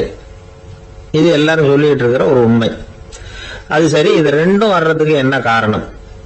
துறவி ஒருத்தர் யோசிச்சு பார்த்திருக்காரு. இன்ப துன்பம் தோன்றுவதற்கு முக்கியமா 6 காரணங்கள் உண்டு அப்படிங்கிறார் அவர். அது என்னங்கிறத நாமளும் தெரிஞ்சு வச்சுக்குவோமே. இப்ப முதல் காரணம் சுயநலம். ஒரு தாயார் தன்னுடைய சுயநலம் கருதி தன்னுடைய மகன் இன்பமா இருக்கணும்னு ஆசைப்படுறாங்க. மகனும் அப்படியே ஆசைப்படுறான். அதனால தாயாரின் இன்ப துன்பங்களை பார்த்துட்டு மகனும் இன்ப துன்பம் அடையறான். அந்த அம்மாவுக்கும் அதே நிலைமை தான். 2வது காரணம் உறவு. நான் துறவியான பிறகு கூட உறவுங்கிற காரணத்தினாலதான் தாயாருடைய சுக துக்கங்களை கண்டு நானும் சுக துக்கம் அடைகிறேன். என் தாயாருடைய நிலைமையும் இதுதான் அப்படிங்கிறார் ஒரு துறவி. 3வது காரணம் என்னன்னா அறிமுகம். எனக்கு அறிமுகமான ஒருத்தரை ரயில் நிலையத்துல சந்திக்கிறேன். அவர் தன்னுடைய பணப்பையை எங்கேயோ தொலைச்சு விட்டு வருத்தப்பட்டு இருக்கிறார். நானும் வருத்தப்படுறேன். அந்த சமயத்துல யாரோ ஒருத்தர் இதுதானே அவங்க பணப்பை அப்படின்னு சொல்லி கொண்டாந்து நீட்டுறார். பணப்பைய தொலைச்சவர் சந்தோஷப்படுறார், நானும் சந்தோஷப்படுறேன். இது அந்த துறவி சொல்ற அனுபவம். 4வது காரணம் என்னன்னா கருணை. எனக்கு முன்னே தெரியாத ஒருத்தனை யாரோ ஒருத்தன் அடிச்சு காயப்படுத்தி போடுறான். கருணை காரணமா நான் அதுக்காக துக்கப்படுறேன். 5வது காரணம் எதையும் நம்புறது. ஒரு பசுமாட்டை ஒரு முரணை அடிச்சுட்டு இருக்கிறான் அப்படின்னு ஒருத்தர் நம்ம கிட்ட சொல்றாருன்னு வைங்க, உடனே நான் துக்கப்படுறேன். இன்னொருத்தர் அந்த முரணனை போலீஸ்காரங்க புடிச்சிட்டு போயிட்டாங்கன்னு சொல்லி சொல்றாரு, நான் உடனே சந்தோஷப்படுறேன். 3வதா ஒருத்தர் முதல் 2 பேரும் சொன்னது பொய்யுங்கிறார். அப்ப நான் இன்ப துன்பம் ரெண்டுமே இல்லாம நிம்மதியா இருக்கிறேன். இது ஒரு விதம். அடுத்தது 6வது காரணம் என்னன்னா தன்மயமாகுதல். ஒரு நாவல் படிச்சுட்டு இருக்கிறோம், அதுல வர்ற பாத்திரங்களோட நாம ஒன்றி போயிடுறோம். அதுல வர்ற பாத்திரங்கள் சிரிச்சுன்னா நாமளும் சிரிக்கிறோம், அது அழுதுன்னா நாமளும் அழறோம். அதெல்லாம் அந்த துறவி சொல்ற அனுபவ உண்மைகள். இன்ப துன்பம் ரெண்டும் தோன்றுவதற்கு சுயநலம், உறவு, அறிமுகம், கருணை, எதையும் நம்புறது, தன்மயமாகிறது, இது எல்லாம் தான் முக்கிய காரணம் அப்படின்னு அவர் சொல்றார். ஆக கூடி ஒட்டு மொத்தமா யோசனை பண்ணி பார்த்தா பிற பொருள்கள் மீது பற்றுதல் காரணமா தான் நாம இன்ப துன்பம் அடையிறோம் அப்படிங்கறத புரிஞ்சுக்க முடியுது. மனுஷன் இன்ப துன்பம் அடையறதுக்கு 7வது காரணம் கூட ஒண்ணு உண்டு அப்படின்னு சொல்லிட்டே வந்தார் ஒருத்தர். அது என்ன அப்படின்னு கேட்டோம். அதுதான் சார் இந்த நீங்க சொல்லிட்டு வர்ற இன்று ஒரு தகவல்னார். எப்படி சொல்றீங்கன்னு கேட்டோம்.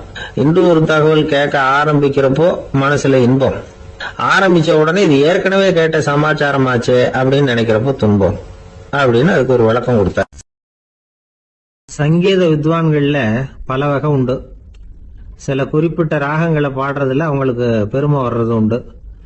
ஆனா ஒருத்தர் இருந்தார், அவரால் ஒரு ராகத்துக்கே பெருமை வந்தது. அந்த ராகத்தை அவர் வாசிச்சு கேட்கணும் அப்படின்னு சொல்லுவாங்க. அது என்ன ராகம்னா தோடி ராகம். சரி, அந்த வித்வான் யாருன்னா அவர் தான் திருவாவடுதுறை ராஜரத்னம் பிள்ளை. பேராசிரியர் கல்கி ஒரு சமயம் தம்முடைய பத்திரிகையில எழுதினாராம். அதை அப்படியே படிக்கிறேன் கேளுங்களேன். ஆகா, ஸ்ரீ ராஜரத்னம் பிள்ளையின் தோடி ஆலாபனையை முதலில் கேட்டபோது அவருடைய கற்பனையை விட்டு தள்ளுங்கள். நம்முடைய மனதில் என்னென்ன இன்பமயமான கற்பனைகள் எல்லாம் உதித்தன. குழந்தை தாயிடம் கொஞ்சம் குரலை கேட்டோம், அன்னை குழந்தையிடம் கொஞ்சம் குரலை கேட்டோம், ரதியும் மன்மதனும் பேசிக்கொண்ட காதல் மொழிகளை கேட்டோம், முருகன் சிவபெருமான் செவிகுளிர மொழிந்த உபதேசத்தை கேட்டோம், கலைமகள் கவிஞனுக்கு அருளிய ஆசி மொழிகளை கேட்டோம், நாரத முனிவருடைய தம்பூரா சுருதியை கேட்டோம், ராவணன் தன் எலும்பை ஒடித்து வீணையாக செய்து வாசித்த கானத்தை கேட்டோம், கானப் பறவைகளின் கலகல ஒலியை கேட்டோம், கோல குயில்களின் குரல் இனிமையை கேட்டோம். இப்படிலாம் பேராசிரியர் கல்கி விமர்சனம் எழுதியிருக்கிறார். திருவாவடுதுறை ராஜரத்னம் பிள்ளை அவர்களுடைய வாசிப்பை கேட்டுட்டு டி.என். ராஜரத்னம் பிள்ளை இறந்து போனார். அப்போ கவிஞர் கண்ணதாசன் எழுதினார், செவியனில் ஓடி எங்கள் சிந்தையில் ஓடி இந்த புவியெல்லாம் ஓடி நின்பார் பொங்கிய தோடி வேறிங்கு எவரிடம் போகும் ஐய இனி அதை காப்பார் யாவர் அவிந்தனின் சடலத்தோடே அவிந்தது தோடிதானும் அப்படின்னு எழுதினாராம். அந்த அளவுக்கு அவருடைய தோடியை ரசித்தவர்கள் உண்டு. அதே மாதிரி தோடின்னா என்னன்னு தெரியாமலே அவரை ரசித்தவங்களும் அந்த காலத்துல உண்டு. அதாவது ஒரு பெரிய சபையில இவர் வாதிச்சுக்கிட்டு இருக்கிறார். பாதியில ஒரு பெரிய மனுஷன் உள்ள வந்தார். அவர் உடம்புல பட்டு வேஷ்டி, ஜருகை, அங்கவஸ்திரம், வாயில வெத்தலை, வாசனை புகையில, காதுல வைரக்கடுக்கன், கழுத்துல தங்க சங்கிலி, கை விரல் பூரா மோதிரம், கையில ஒரு வெள்ளி வெத்தலை புட்டி, உதவிக்கு 2 பேர் பக்கத்துல. இவ்வளவு பந்தாவோட வரார் கச்சேரி கேட்கறதுக்கு. இப்படி வந்தவர் முதல் வரிசையில வந்து உட்கார்ந்தார். வித்வான் வாசிச்சு முடிச்சதும் இவர் அவரை பார்த்து, ஐயா, நீங்க தோடி வாசிக்கிறதுல ரொம்ப கெட்டிக்காரர்னு கேள்விப்பட்டிருக்கேன், அதை கேட்கறதுக்காக தான் மெனக்கிட்டு வந்திருக்கிறேன், அதை வாசிங்களேன் அப்படின்னாராம் இந்த பெரியவர். ராஜரத்னம் பிள்ளைக்கு ஒன்றும் புரியல. ஏன்னா இது வரைக்கும் அவர் வாசிச்சுக்கிட்டு இருந்ததே அந்த தோடி ராகத்தை தான். அதை வாசிச்சு முடிச்சதும் அதை வாசிங்களேன்னு இவர் கேட்கிறார். அப்படின்னா இவரோட ஞானம் எப்படிப்பட்டது? இவ்வளவும் கேட்டுட்டு இப்படி கேட்கிறாரே அப்படின்னு அவர் யோசிச்சிருக்கிறார் ராஜரத்னம் பிள்ளை. உடனே என்ன பண்ணாரு தெரியுமா? பக்கத்துல ரொம்ப சாதுவா சுருதி போட்டுக்கிட்டு இருந்த ஒரு முதுகுல ஓங்கி ஒரு குத்து விட்டாராம். அவருக்கு ஒன்றும் புரியல, எதுக்கு நம்மளை அடிக்கிறாரு இவரு, நம்மளை குத்துறாரு வித்வான்னு. அவர் அதிர்ச்சியால இவர் நிமிர்ந்து பார்த்திருக்கார். அப்ப ராஜரத்னம் பிள்ளை சொன்னாராம், ஏய்யா, ஐயா பெரிய மனுஷன், என்னுடைய பரம ரசிகர், தோடி ராகம் கேட்கணுங்கிறதுக்காக இவ்வளவு தூரம் வந்திருக்கிறார், வந்து முத வரிசையில் உட்கார்ந்துருக்கார். நீ இந்த சமயம் பார்த்து தோடி ராகம் வாசிக்கிற நாதஸ்வரத்தை வீட்டில் வச்சுட்டு வந்துட்டியே, இப்ப ஐயாவுக்காக அந்த ராகத்தை நான் எப்படி வாசிக்கிறது அப்படின்னு சொல்லிட்டு மறுபடியும் முதுகுல ஒரு அடி கொடுத்தாராம். அடி வாங்கினவருக்கே சிரிப்பு அடக்க முடியலையா.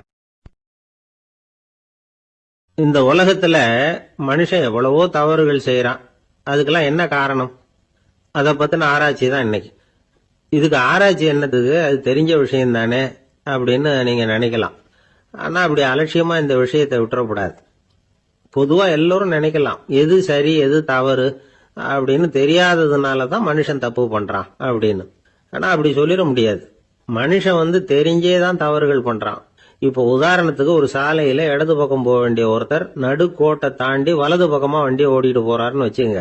என்னப்பா இது தப்பு இல்லையா அப்படின்னு அவர்கிட்ட கேட்டா, அதெல்லாம் எனக்கு தெரியும், நீ உன் வேலையை பார்த்துட்டு போ அப்படிம்பார். வலது பக்கமா போறது தப்புன்னு தெரிஞ்சே தான் அவர் அப்படி செய்யறார், அப்படி போறார். பெரிய உத்தியோகத்துல இருக்கிறவங்க கூட லஞ்சம் வாங்குறாங்க. அவங்களுக்கெல்லாம் லஞ்சம் வாங்குறது தப்புன்னு தெரியலன்னு அர்த்தம். திருடுறது தப்புன்னு தெரியாமலாம் மனுஷன் திருடுறான், நல்லாவே தெரியும். நீங்க வேணும்னா கேட்டு பாருங்க, வேற வழி இல்ல அதனாலதான் திருடுறேன்பா. திருடுறது ஒரு புண்ணியமான காரியம்னு திருடனே கூட சொல்ல மாட்டான். திருடுறது தவறுங்கிறது திருடனுக்கு தெரியும் அப்படிங்கறத விளக்கறதுக்காக ஒரு பெரியவர் ஒரு கதை சொன்னார். அதாவது 2 திருடர்கள் 2 பேரும் சேர்ந்து ஒரு வீட்டுக்கு போய் ஒரு 10,000 ரூபாயை திருடிட்டு வந்துடுறாங்க. ஒரு காட்டு வழியா வந்துகிட்டு இருக்கிறாங்க. இன்னும் விடியல. 2 பேருக்கும் தூக்கம் கண்ணை சுத்துது. சரி, இப்படியே ஒரு மரத்தடியில படுத்து தூங்குவோம், காலையில விடிஞ்சதும் இந்த பணத்தை 2 பேரும் பங்கு போட்டுக்குவோம் அப்படின்னு முடிவு பண்றாங்க. அதே மாதிரி படுத்து தூங்குறாங்க. நடு ராத்திரியில ஒரு திருடன் முழிச்சுக்கிறான். விடிகிற வரைக்கும் காத்துக்கிட்டு இருந்தா 5,000 ரூபா தான் கிடைக்கும், இப்பவே கம்பி நீட்டினா 10,000 ரூபா கிடைக்கும் அப்படின்னு யோசிச்சு பார்த்துட்டு ஒரு முடிவுக்கு வந்தான். மெதுவா அந்த 10,000த்தையும் சுருட்டிக்கிட்டு அடுத்தவனுக்கு தெரியாம ஓடி போயிட்டான். விடியுது. அடுத்தவன் எழுந்திரிச்சு பாக்குறான், பணத்தையும் காணல, பாகஸ்தனையும் காணல. இந்த திருடன் அந்த திருடனை திட்டுறான், திருட்டு பய, அயோக்கிய பய, இப்படி அநியாயமா கிளப்பிட்டு போட்டானே அப்படிங்கிறான். இதுல இருந்து என்ன தெரியுது? தெரியாம எடுத்துக்கிட்டு போறது திருட்டு, அயோக்கியத்தனம், அநியாயம் அப்படிங்கறது இவனுக்கு தெரிஞ்சிருக்குது. அதனாலதான் அடுத்தவனை பார்த்து இப்படி திட்டுறான். அதனால தெரியாததுனால மனுஷன் தவறு பண்றான்னு சொல்றது சரியில்லை. அப்படின்னா மனுஷன் பண்ற தவறுகளுக்கு உண்மையான காரணம் தான் என்ன? இதே சந்தேகம் அர்ஜுனனுக்கும் வந்துதான்.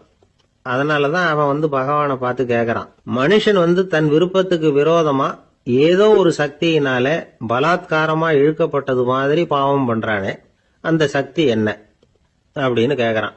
இதுக்கு பகவான் பதில் சொல்றார், காமமும் குரோதமும் தான் அந்த சக்திகள், அதாவது ஆசையும் சினமும். இது 2ம் உன்னுடைய எதிரிகள் அப்படிங்கறத புரிஞ்சுக்கோ அப்படிங்கிறார். இன்னமும் நுணுக்கமா பார்த்தா காமத்தினுடைய மறு உருவங்கள் தான் குரோதமும் லோபமும். ஆசை நிறைவேறலன்னா குரோதம், அதாவது கோபம். ஆசை நிறைவேறிட்டதுன்னா லோபம், அதாவது பேராசை. பாவத்தை கண்ட்ரோல் பண்ணணும்னா அதுக்கு மெயின் சுவிட்ச் எது அப்படிங்கறது இப்பதான் தெரியுது. அதுக்கு மனுஷன் தெரிஞ்சேதான் தவறு பண்றான் அப்படின்னு பேசிக்கிட்டோமே.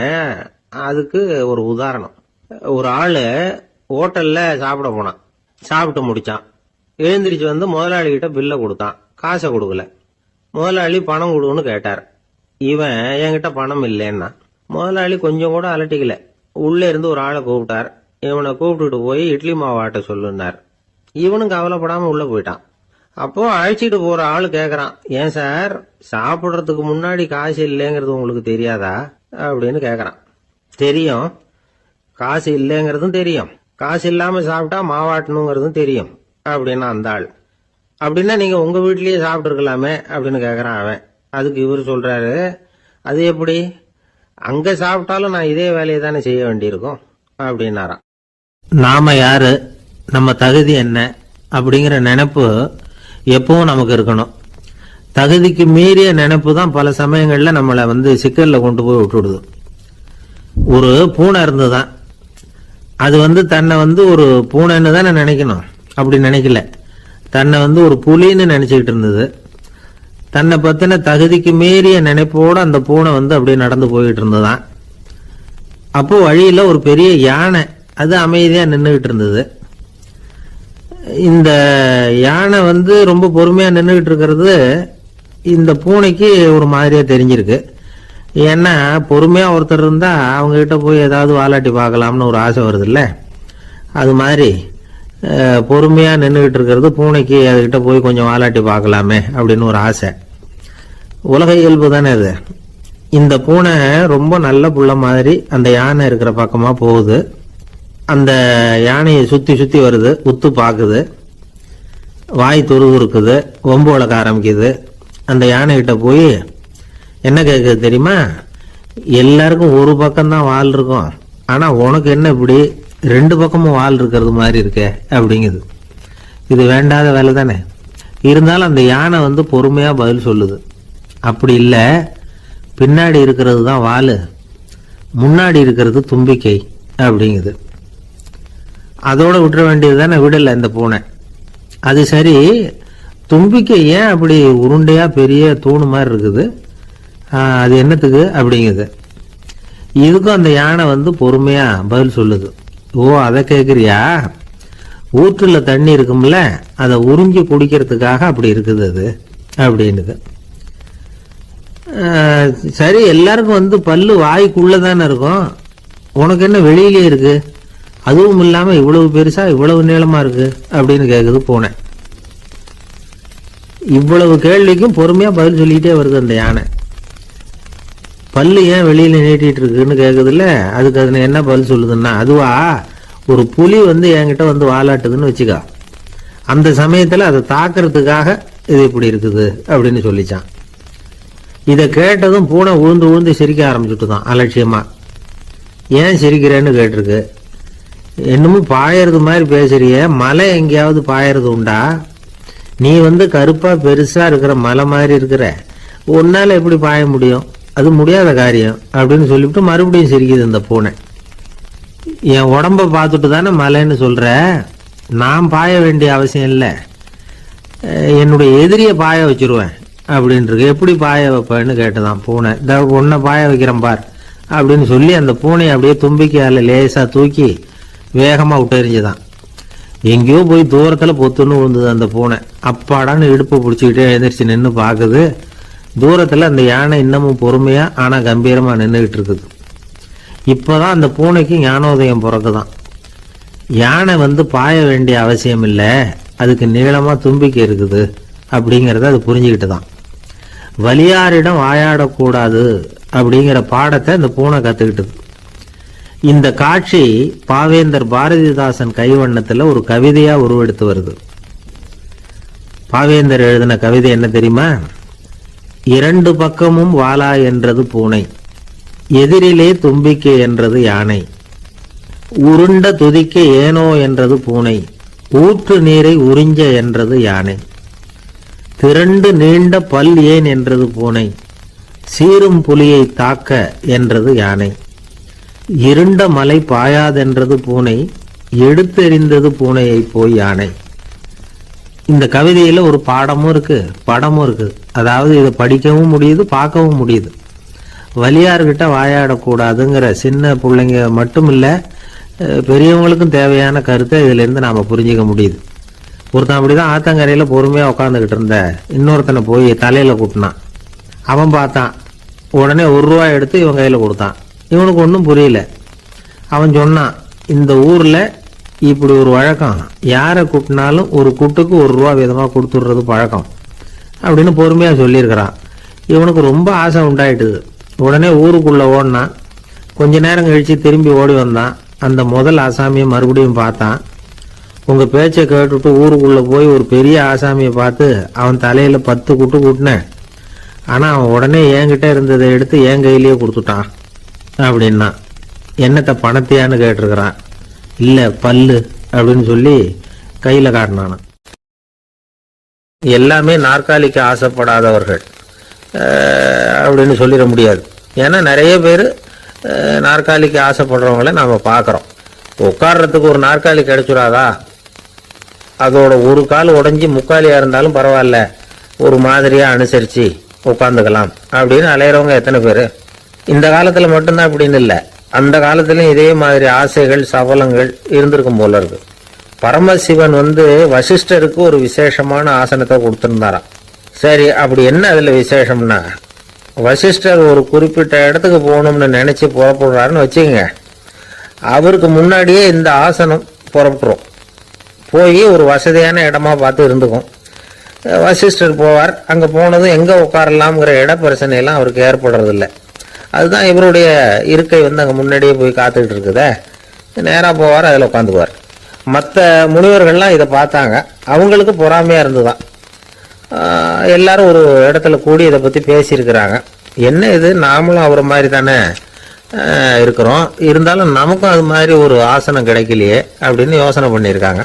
சரி, நேரா பரமசிவன்கிட்டயே போவோம், இதை பத்தி கேட்போம் அப்படின்னு நினைச்சுக்கிட்டு போனாங்களாம். பரமசிவனை பார்த்துருக்குறாங்க. ஐயா, நாங்களும் முனிவர்கள் தானே, வசிஷ்டர் பண்றது மாதிரி நாங்களும் உங்களை குறித்து கடும் தவம் பண்ணிட்டு தானே இருக்கிறோம். அப்படி இருக்கும்போது அவருக்கு மட்டும் ஏன் இந்த விசேஷ சலுகை அப்படின்னு கேட்டிருக்காங்க. அதுக்கு பரமசிவன் சொன்னாராம், முனிவர்களே, உங்க கேள்விக்கு நான் பதில் சொல்றேன், ஆனா அதுக்கு முன்னாடி நீங்க ஒரு காரியம் பண்ணணும்னாராம். என்ன செய்யணும் சொல்லுங்கன்னு இருக்காங்க. நீங்க ஒவ்வொருத்தரும் தனித்தனியா போய் உங்களை விட உயர்ந்த ஒருத்தரை தேடி கண்டுபிடிச்சு அவருக்கு அதிதி பூஜை பண்ணி அவரை ஒரு மண்டலத்துக்குள்ள என்கிட்ட அழைச்சிட்டு வந்துருங்க அப்படின்னாராம்.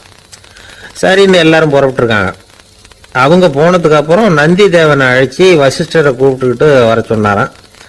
அவர் வந்தார், வணங்கினார். வசிஷ்டரே, இன்னையிலேருந்து ஒரு மண்டலத்துக்குள்ள உங்களை விட தாழ்ந்தவர் ஒருத்தரை தேடி கண்டுபிடிச்சி அவருக்கு அதிதி பூஜை பண்ணி அவரை என்கிட்ட கூப்பிட்டுட்டு வாங்கன்னு விட்டார். சரின்னு இவரும் புறப்பட்டு போயிட்டார். கொஞ்ச நாள் ஆச்சு. முனிவர்கள்லாம் திரும்பி வந்தாங்க.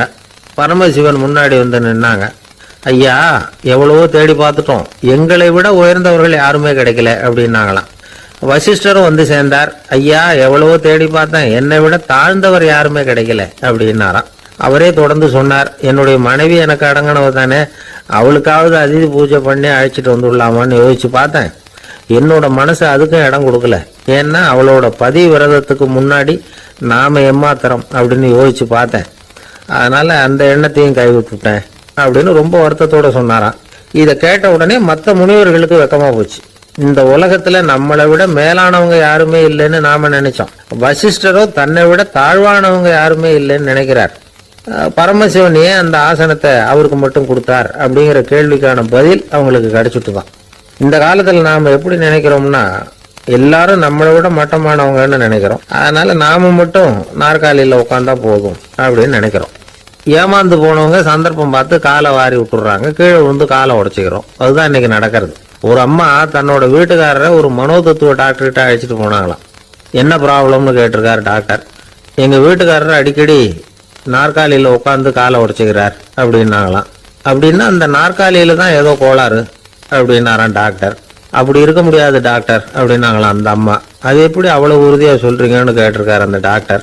எங்க வீட்டுல நாற்காலியே கிடையாது டாக்டர், இவரு இருக்கிறதா நினைச்சுக்கிட்டு உட்கார்றார், அதுதான் ப்ராப்ளம். அப்பா, மின்சார பல்பு ஃபீஸா போயிட்டுது, வேற ஒண்ணு வாங்கி மாட்டணும் அப்படின்னா பையன். சரி, போய் புதுசா ஒண்ணு வாங்கிட்டு வாடா அப்படின்னு காசு கொடுத்தாரு அப்பா. இவன் ஓடி போய் வாங்கிட்டு வந்தான். அப்பா கிட்ட கொடுத்தான். அவர் மாட்டினார். அதுக்கப்புறம் அவரை பார்த்து ஒரு கேள்வி கேட்டான். ஏன்பா, இந்த பல்பு ஏன் உடைய மாட்டேங்குது அப்படின்னா. இது என்னடா கேள்வி, நாம கீழே போடல அதனால உடையலன்னார். அப்பாவோட புத்திசாலி தானே, அவ்வளவுதான். ஆனா பையன் கேட்டது அந்த அர்த்தத்துல இல்ல. ஒரு மின்சார பல்பு குமிழின் கண்ணாடி இருக்குல்ல, அதோட கனம் எவ்வளவு இருக்கும்? ஒரு 1/2 மில்லிமீட்டர் அவ்வளவுதான் இருக்கும் அந்த கனம். அவ்வளவு மெலிசா இருக்கிற ஒரு கண்ணாடி குமிழ இந்த ஹோல்டர்ல மாற்றம் நம்ம விரலால அழுத்தி புடிச்சு திருக வேண்டியிருக்கு. அந்த சமயத்துல அப்படி செய்யறப்ப அது உடையறது இல்ல. நம்ம விரலோட அழுத்தத்தை தாங்கி நிற்கிற அளவுக்கு அதுக்கு பலம் எங்க இருந்து வந்தது? இதுதான் பையன் கேட்ட கேள்வியோட அர்த்தம். இந்த காலத்து பிள்ளைங்களுக்கு விஞ்ஞான அறிவு அதிகம், அதனால இப்படி எல்லாம் கேள்வி கேட்பாங்க. அப்பாவுக்கு தெரியுதா இல்லையான்னு சோதிக்கிறதுக்காக கூட இப்படி கேட்பாங்க. இந்த மாதிரி சோதனைக்கெல்லாம் இந்த காலத்து அப்பாக்கள் தயாரா இருக்கணும். இல்லைன்னா பையன் அலட்சியமா நினைச்சிருவான். மின்சார பல்பு கண்ணாடி மெலிசா இருந்தாலும் நாம அழுத்தி பிடிக்கிறப்போ அது உடையாம இருக்கிறதுக்கு காரணம் நாம இயற்கையோட ஒரு தத்துவத்தை அதுல பயன்படுத்தி இருக்கிறோம். அது என்ன இயற்கையின் தத்துவம்? அதுதான் முட்டை ஓட்டு தத்துவம். இது இயற்கை உருவாக்குன ஒரு தத்துவம். ஆதி காலத்திலேயே இயற்கை இந்த தத்துவத்தை உருவாக்கி விட்டது. அதாவது பறவைகளோட முட்டை ஓடு எப்படி இருக்கு, அதோட கனம் எவ்வளவு இருக்கும்? மின்சார பல்பு மாதிரி தானே, ரொம்ப மெலிசா தான் இருக்கு. பறவைகள் இனவிருத்திக்காக முட்டை போடணும். அந்த முட்டை எப்படி இருக்கணும்? இயற்கை கொஞ்சம் யோசிச்சு பார்த்தது. முட்டை ஓடு ரொம்ப கனமா தடிமனா இருந்தா உள்ள வளர்ற குஞ்சு அதை உடைச்சிட்டு வெளியில வர முடியாம போயிடும். அதே நேரத்துல அது ரொம்ப மெலிசா இருந்தா தாய் பறவைகள் அது மேல உட்காந்து அடகாக்குறப்போ உடல் எடை தாங்க முடியாம முட்டைகள் உடைஞ்சு போயிடும். என்ன பண்றது? முட்டை பலமாவும் இருக்கணும், பலம் இல்லாமலும் இருக்கணும். குஞ்சு அதை உடைச்சுக்கிட்டு வெளியில வரணும். தாயால அது உடையக்கூடாது. ஒரே நேரத்துல உறுதியாவும் உறுதி இல்லாமலும் முட்டை ஓடு அமையணும்னா அது எப்படி சாத்தியம்? இது கொஞ்சம் குழப்பமாவும் நமக்கு புரியாத மாதிரி இருக்குது இல்ல. அதனாலதான் இதை தத்துவம் அப்படின்னு சொல்றோம். முட்டை ஓட்டு தத்துவம் இயற்கை கண்டுபிடிச்ச ஒரு அபூர்வமான அமைப்பு. அதுதான் முட்டை வடிவம். இது தாய் பறவை சுலபமா முட்டை போடுறதுக்கு ஏற்ற ஒரு வடிவம். முட்டை சதுர வடிவமா இருந்தா அதை போடுறதுக்கு எவ்வளவு கஷ்டம். அப்புறம் அது மேல செலுத்தப்படுகிற அழுத்தம் 4 பக்கமும் பரவி விடுது. அதனால அந்த அழுத்தத்துக்கு பலம் குறைஞ்சிருது.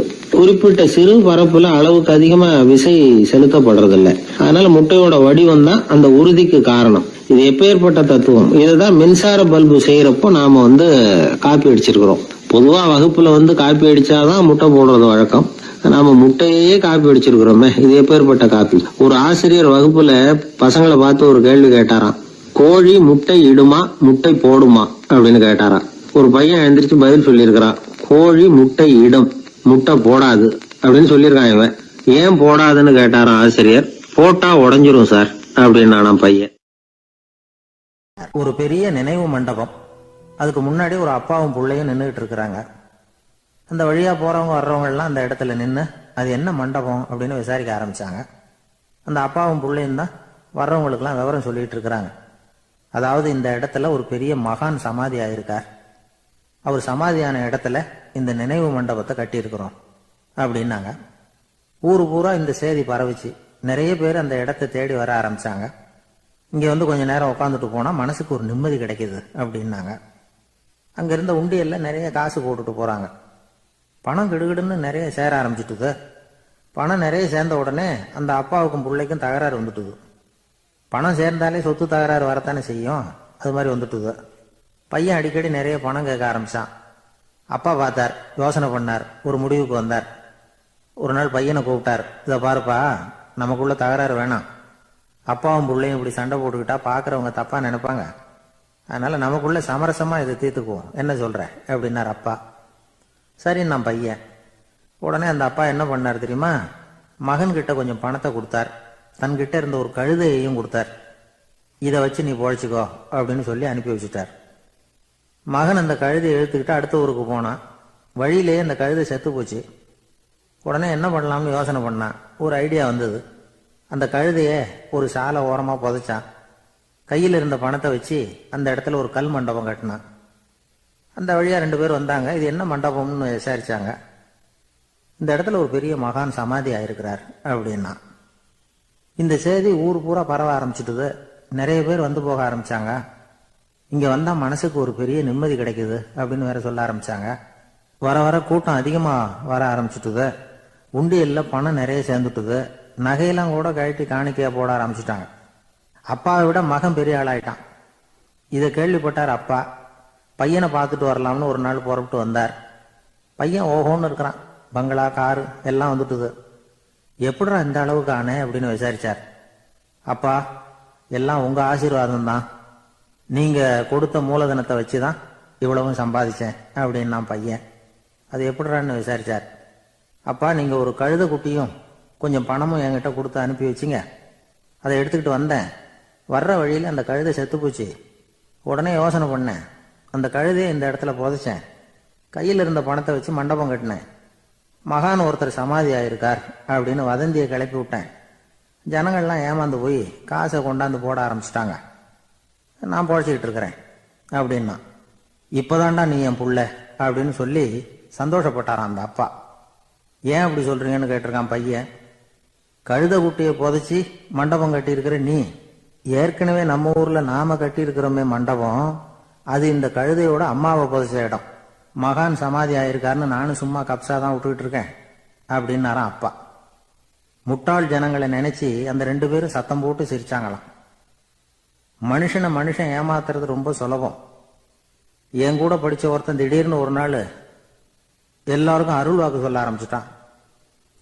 அவன் ஒரு ஆபீஸ்லயும் வேலை பார்க்கறான். ஆபீஸ்ல உள்ளவங்கெல்லாம் அவங்ககிட்ட வந்து அருள் வாக்கு கேட்கறது வழக்கம். ஒரு நாள் நான் அவன் முன்னாடி போய் உட்காந்து பேசிக்கிட்டு இருந்தேன்.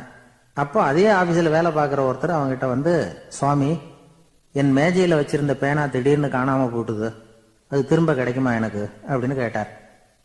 இவன் கண்ணை உருட்டி பார்த்துட்டு, அது உனக்கு கிடைக்காது, புதுசா வேற ஒன்று வாங்கிக்கப்போ அப்படின்னா. சரின்னு அவர் போயிட்டார்.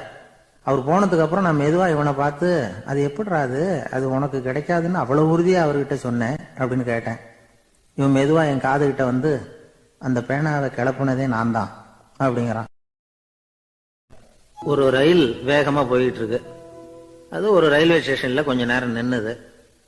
அப்போ அதுல ஒரு ஆள் ஏறினார். தலையில ஒரு மூட்டையை வச்சிருந்தார். மூட்டையை தலையில சுமந்துக்கிட்டே உள்ள வந்தாரு. மூட்டையை தலையில சுமந்துக்கிட்டே ஒரு இடத்துல உட்கார்ந்தார். ரயில் மறுபடியும் புறப்பட்டது. இவர் தன் தலையில இருந்த மூட்டையை கீழே இறக்கி வைக்கணும்ல, வைக்கல, சுமந்துக்கிட்டே வர்றார். எதிரில் உட்காந்துருந்தவர் கேட்டார், ஏங்க ஏன் இப்படியே உட்காந்துருக்கிறீங்க தலையில மூட்டையை வச்சுக்கிட்டு, மூட்டையை கீழே இறக்கி வைக்கலாமே அப்படின்னார். வேணாங்க, பாவம், தலையில இருக்கிற மூட்டையை இறக்கி ரயில்ல வச்சா ரயிலுக்கு பாரம் அதிகமா இருக்கும் அப்படின்னார் அவரு. இப்படி ஒரு ஆளை பார்த்தா நமக்கு சிரிப்பு தான் வரும். ஏன்னா ரயில்ங்கிறது அந்த மூட்டையையும் சேர்த்து சுமந்துக்கிட்டு தான் போகுது. அவன் அந்த மூட்டையை தலையில வச்சிருந்தாலும் ஒண்ணுதான், தரையில வச்சிருந்தாலும் ஒண்ணுதான். அதனால ரயிலுக்கு எந்த மாற்றமும் ஏற்பட போறதில்லை. அதே மாதிரி தான் நம்ம மனமும். இதுவும் ஒரு தேவையில்லாத சுமை, அனாவசியமா சுமந்துக்கிட்டு இருக்கிறோம். இத கீழே இறக்கி வச்சுட்டா வாழ்க்கை பிரயாணம் சுகமா இருக்கும். ரயில் பிரயாணம் பண்ற அந்த ஆள் மூட்டையை சுமக்கிறான், வாழ்க்கை பிரயாணம் பண்ற நாம மனசை சுமக்கிறோம். இது ரெண்டுக்கும் எந்த வித்தியாசமும் இல்லை. மனசை கீழே இறக்கி வச்சுட்டா பாரம் இல்லாமல் வாழலாம், பறவைகள் மாதிரி பறக்கலாம், குழந்தைகள் மாதிரி கள்ளங்கபடம் இல்லாம வாழலாம். இந்த வெளி உலகத்துல நாம நிலை பெற்று இருக்கணும், வேரூன்றி இருக்கணும். அதே சமயம் நம்முடைய உள்வெளியில ஆன்மீக வாழ்க்கையில பாரம் இல்லாம இருக்கணும். அப்போ பறக்கணும், நதியை போல ஓடணும், மிதக்கணும். பயணம் சுகமா இருக்கும், களைப்பு தெரியாது, கவலை தெரியாது. ஒரு சீடன் போதி தர்மரை நாடி வந்தான். குருவே, நீங்கள் என்ன வெறுமையாக இருக்க சொன்னீங்க, நான் இப்ப மறுபடியும் வெறுமையானவன் ஆகிட்டேன், அதனால இப்ப என்ன செய்ய சொல்றீங்க என்ன அப்படின்னு சொல்லி நின்னான். உடனே அந்த குரு பக்கத்துல இருந்த ஒரு குச்சியை எடுத்து அவன் தலையில அடிச்சு, போய் அந்த வெற்றுத்தன்மையையும் வீசி எறிந்து விட்டு வா அப்படின்னார். நான் இப்போ காலியா இருக்கிறேன்னு ஒருத்தன் சொல்றான்னு வச்சுங்க, அது உண்மை இல்லை. ஏன்னா இன்னமும் அதுல நான்கிற எண்ணம் இருக்குது. எந்த சிந்தனையும் இல்லாம இருக்கிறது கடினம்தான். ஆனாலும் மனிதன் அதுல உள்ள நுட்பத்தை புரிஞ்சுக்கிட்டான்னா, இவ்வளவு தூரம் தூக்கி சுமந்துக்கிட்டு வந்த அந்த மனதின் முட்டாள்தனத்தை அவனே பார்த்துட்டு சிரிப்பான். இதுதான் பெரியவங்க சொல்லியிருக்கிற ஆலோசனை. நம்மால் ஒருத்தன் தலையில ஒரு பெரிய மூங்கில் கூடையோட ரயில்ல உட்கார்ந்தான். கூடை தலையில இருந்தது, கீழே இறக்கி வைக்கல. எதிரில் இருந்தவர் கேட்டார், ஏங்க எதுக்காக அதை அனாவசியமா சுமந்துகிட்டே இருக்கீங்க, கீழே இறக்கி வைங்களேன்னார். இல்லைங்க, நான் வீட்டை விட்டு புறப்படும் பொழுதே என் பையன் சொல்லிவிட்டான், கூடைய தலையை விட்டு இறக்கக்கூடாதுன்னு அப்படின்னார். அவன் சின்ன பையன், விவரம் இல்லாம சொல்லியிருப்பான். இப்ப என்ன நேரில் வந்தா பாத்துக்கிட்டு இருக்கிறான், நீங்க இறக்கி வைங்கன்னார் அவர். அவன் நேரில் பாத்துக்கிட்டு இல்ல, இருந்தாலும் நான் இந்த கூடையை கீழே இறக்கி வச்சா அது அவனுக்கு தெரிஞ்சிரும் அப்படின்னாரு இவர். அது எப்படின்னார் அவர். அவன் தனக்கு டிக்கெட் வாங்க வேணாம்னு சொல்லி இப்ப இந்த கூடைக்குள்ளதான் உட்கார்ந்துருக்கிறான். அப்படின்னார் இவர். ஒரு ஊர்ல ஒரு மன்னர் இருந்தார். அழகான அரண்மனையில அவர் இருந்தார். அந்த அரண்மனையை விட அழகா ஒரு மாளிகையை அந்த ஊர்லயே வேற ஒருத்தன் கட்டியிருந்தான். அப்படி கட்டி முடிச்சதுல அவனுக்கு ரொம்ப பெருமை. எத்தனையோ செல்வந்தர்கள்லாம் வந்து பார்த்துட்டு, இந்த மாளிகையை விலைக்கு கொடுத்துடுறியா, எவ்வளவு விலை சொன்னாலும் சரி நாங்க வாங்கிக்கிறதுக்கு தயாரா இருக்கோம் அப்படின்னு சொல்லி கேட்டு பார்த்துட்டாங்க. நான் இதை விற்கிறதுக்கு தயாரா இல்லை அப்படின்னு சொல்லிவிட்டான். அவ்வளவு சிறப்பா கலை அம்சத்தோடு அதை கட்டி முடிச்சிருக்கிறான். அதுவே ஒரு பெரிய அரண்மனை மாதிரி இருந்ததுன்னா பாத்துங்களேன். சுற்றிலும் அழகான பூந்தோட்டம். ஒரு நாள் அவன் எங்கேயோ வெளியூர் போயிட்டு திரும்பி வந்துகிட்டு இருக்கிறான். அப்போ அந்த மாளிகை தீப்பெட்டி எரிஞ்சுக்கிட்டு இருக்கு. பதறி போட்டான். விலைக்கு கேட்டவங்க யாராவது இதை செஞ்சிருக்கணும், இல்லைன்னா மன்னரே செய்த சதியே என்னவோ, இப்படிலாம் அவனுக்கு சந்தேகம். ஒரு மூலையில உட்காந்து அழ ஆரம்பிச்சுட்டான். அந்த சமயத்துல அவனுடைய மகன் அங்க ஓடி வந்தான். அப்பா அழாதீங்க, இதை நான் நேற்று ராத்திரியே நம்ம ஊர் மன்னருக்கு வித்துட்டேன். இதை கட்டி முடிக்க நமக்கு எவ்வளவு செலவாச்சோ அதை போல 3 மடங்கு விலைக்கு வித்துட்டேன். கவலைப்படாதீங்க, இதை விட அழகான மாளிகையை நாம புதுசா கட்டிக்கலாம்னா. இதை கேட்டதும் அழுதுகிட்டு இருந்தவன் அழுகையை நிறுத்தினான், சிரிக்க ஆரம்பிச்சுட்டான். இதே இடத்த நான் வந்து மன்னர்கிட்ட இருந்து விலைக்கு வாங்குவேன், இதை விட அழகான மாளிகையை கட்டுவேன் அப்படின்னு சுத்தி நின்ன எல்லார்கிட்டையும் சொல்லிட்டு இருந்தான். இந்த சமயத்துல அவனோட இளைய மகன் ஓடி வந்தான். அப்பா, அண்ணன் சொன்னதெல்லாம் சரிதான், மன்னர்கிட்ட விலை பேசினதெல்லாம் உண்மைதான், ஆனா வித்தது பேச்சு அளவுல தான். இனிமேதான் பத்திரம் வாங்கணும், எழுதணும், நீங்க கையெழுத்து போடணும், பதிவு பண்ணணும், மன்னர்கிட்ட பணம் வாங்கணும். அதுக்காகத்தான் உங்களை எதிர்பார்த்துக்கிட்டு இருந்தோம். அதுக்குள்ள இப்படி ஆயிட்டுதுன்னா. இப்ப சிரிச்சுக்கிட்டு இருந்தவன் சிரிப்பை நிறுத்தினான். மறுபடியும் குழந்தை மாதிரி அழ ஆரம்பிச்சுட்டான். இது ஒரு சம்பவம். இதுல இருந்து என்ன தெரியுது? அந்த அழகான மாளிகை தன்னுடையது அப்படின்னு நினைக்கும் பொழுது அவனுக்கு அழுகை வந்தது. அது தன்னுடையது இல்லை அப்படின்னு நினைக்கிற போது சிரிப்பு வந்தது. மறுபடியும் அது தன்னுடையதுதான் அப்படிங்கிற உணர்வு வரும்பொழுது அழுகை. எது எதிலிருந்து நீ நீங்கி இருக்கிறாயோ அது அதிலிருந்து உனக்கு துன்பம் இல்லை அப்படிங்கிறார் திருவள்ளுவர். இந்த உடம்பு என்னுடையதில்லை அப்படிங்கிற உணர்வு வந்துட்டா அது ஒரு பெரிய நிலை. அந்த நிலை வந்து வரணும். எல்லாத்தையும் பயன்படுத்திக்கலாம், ஆனா பற்றுல விழுந்துடக்கூடாது. உலகத்தில் இருங்கள், ஆனால் உலகத்தவராக இருக்காதீர்கள். உலகிற்குள் இருங்கள், உலகம் உங்களுக்குள் வந்துவிட அனுமதிக்காதீர்கள். விலகி இருங்கள், விழித்திருங்கள், மௌனமாய் பார்த்திருங்கள் அப்படிங்கிறது சான்றோர் கருத்து. செய்ய வேண்டிய கடமையிலிருந்து விலகி இருக்கிறவர்கள் நம்ம கிட்ட நிறைய பேர் உண்டு. அப்படிப்பட்ட ஒருத்தர் டாக்டர் கிட்ட போனார். டாக்டர், நான் ஒரு கவர்மெண்ட் ஆபீஸ்ல வேலை பார்க்கறேன், எனக்கு ஒரே அசதியா இருக்கு, என்னை சோதிச்சு பாருங்க, ஆலோசனை சொல்லுங்க ஏதாவதுன்னார். டாக்டர் அவரை பரிசோதனை பண்ணி பார்த்துட்டு சொன்னார், இதோ பாரு, உனக்கு இப்போ தேவைப்படுறது முழு ஓய்வு. நீ எவ்வளவு சீக்கிரமா ஆபீஸுக்கு போறியோ அவ்வளவுக்கு உனக்கு நல்லது அப்படின்னாராம். ஒரு ஆள் இருந்தார். அவரு தன்னை ஒரு குருன்னு சொல்லிக்கிட்டார். மௌன குரு, வாயை திறக்கிறது இல்லை. அவருக்கு 2 சீடர்கள் உண்டு. இவங்க தான் வர்றவங்க கிட்ட பேசுவாங்க, விளக்கம் கொடுப்பாங்க. ஒரு நாள் இந்த சீடர்கள் 2 பேரும் எங்கேயோ வெளியில போயிட்டாங்க. அந்த நேரம் பார்த்து ஒருத்தர் அங்க வந்தார். குரு கிட்ட போனார். குருவே, புத்தர்னா என்ன அப்படின்னு கேட்டார். குருவுக்கு ஒன்றும் புரியல. அவர் உண்மையான குருவா இருந்தாவில புரியும். திருன்னு முழிக்க ஆரம்பிச்சார். இந்த நேரம் பார்த்து இந்த சீடர்களும் எங்கேயோ போயிட்டாங்களே, என்ன பண்றது, உதவிக்கு யாராவது கிடைக்க மாட்டாங்களா அப்படின்னு அப்படி சுற்றுமுற்றும் பார்த்தார். வந்தவர் இதை கவனிச்சார். ஏதோ புரிஞ்சுக்கிட்ட மாதிரி அடுத்த கேள்வியை கேட்டார். தர்மம்னா என்ன சுவாமி அப்படின்னார். குருவுக்கு ரொம்ப சங்கடமா போச்சு. நம்ம நிலைமை இப்படி ஆயிட்டுதே, இக்கட்டில் விட்டுட்டு போயிட்டாங்களே எங்கேயோ, இப்படி மாட்டிக்கிட்டோமே அப்படின்னு சொல்லி விட்டத்தை பார்த்தாராம். அப்புறம் குனிஞ்சு தரைய பார்த்தார். அப்படியே உட்காந்துட்டார். வந்தவர் உடனே அடுத்த கேள்விக்கு போயிட்டாராம். தியானம்னா என்ன சுவாமின்னாராம். பாவம் என்ன பண்ணுவார் அந்த குரு, பேசாம கண்ணை கெட்டியா மூடிக்கிட்டார். இது ஏதடா வம்பா போச்சுன்னு. இவர் இப்படி பண்ணா கூட வந்தவர் சளைக்கல. இன்னொரு கேள்வியும் கேட்டார். ஆசீர்வாதம்னா என்னன்னாராம். இவர் பார்த்தார், இப்படியே போனா இவர் கேள்வி கேட்கறத நிறுத்த மாட்டார்னு நினைச்சுக்கிட்டு எனக்கு ஒண்ணுமே தெரியாதுங்கிற பாவனையில 2 கையையும் விரிச்சு காட்டினாராம். வந்தவர் முகத்துல மகிழ்ச்சி, மன நிறைவு. ஏதோ எல்லாம் புரிஞ்சுக்கிட்ட ஒரு மாதிரி அங்கிருந்து புறப்பட்டு போனார். வழியில அந்த குருவோட சீடர்கள் 2 பேரையும் சந்திச்சார். உங்க குருவை நாங்க பார்த்துட்டு வரோம் அப்படின்னாராம். இவரு என்ன நடந்ததுன்னு கேட்டிருக்காங்க அவங்க. இவர் விவரமா சொன்னாராம். உங்க குரு தெரியுமா, எப்பேற்பட்ட ஞானி தெரியுமா? புத்தர்னா என்னன்னு கேட்டேன். அதுக்கு அவர் அப்படியும் இப்படியும் பார்த்தார். அதுக்கு என்ன அர்த்தம் தெரியுமா? மக்கள் புத்தரை அங்கேயும் இங்கேயும் தேடுறாங்க, உண்மையில் அவர் அங்கேயும் இங்கேயும் தேடி கண்டுபிடிக்க முடியாது அப்படிங்கிறத அவர் செய்கை மூலமாக உணர்த்தினார். அதுக்கப்புறம் தர்மம்னா என்னன்னு கேட்டேன். ஒரு மேலையும் கீழையும் பார்த்து தர்மம் சமமானது, அதில் உயர்வு தாழ்வு இல்லை அப்படிங்கிறத உணர்த்தினார்.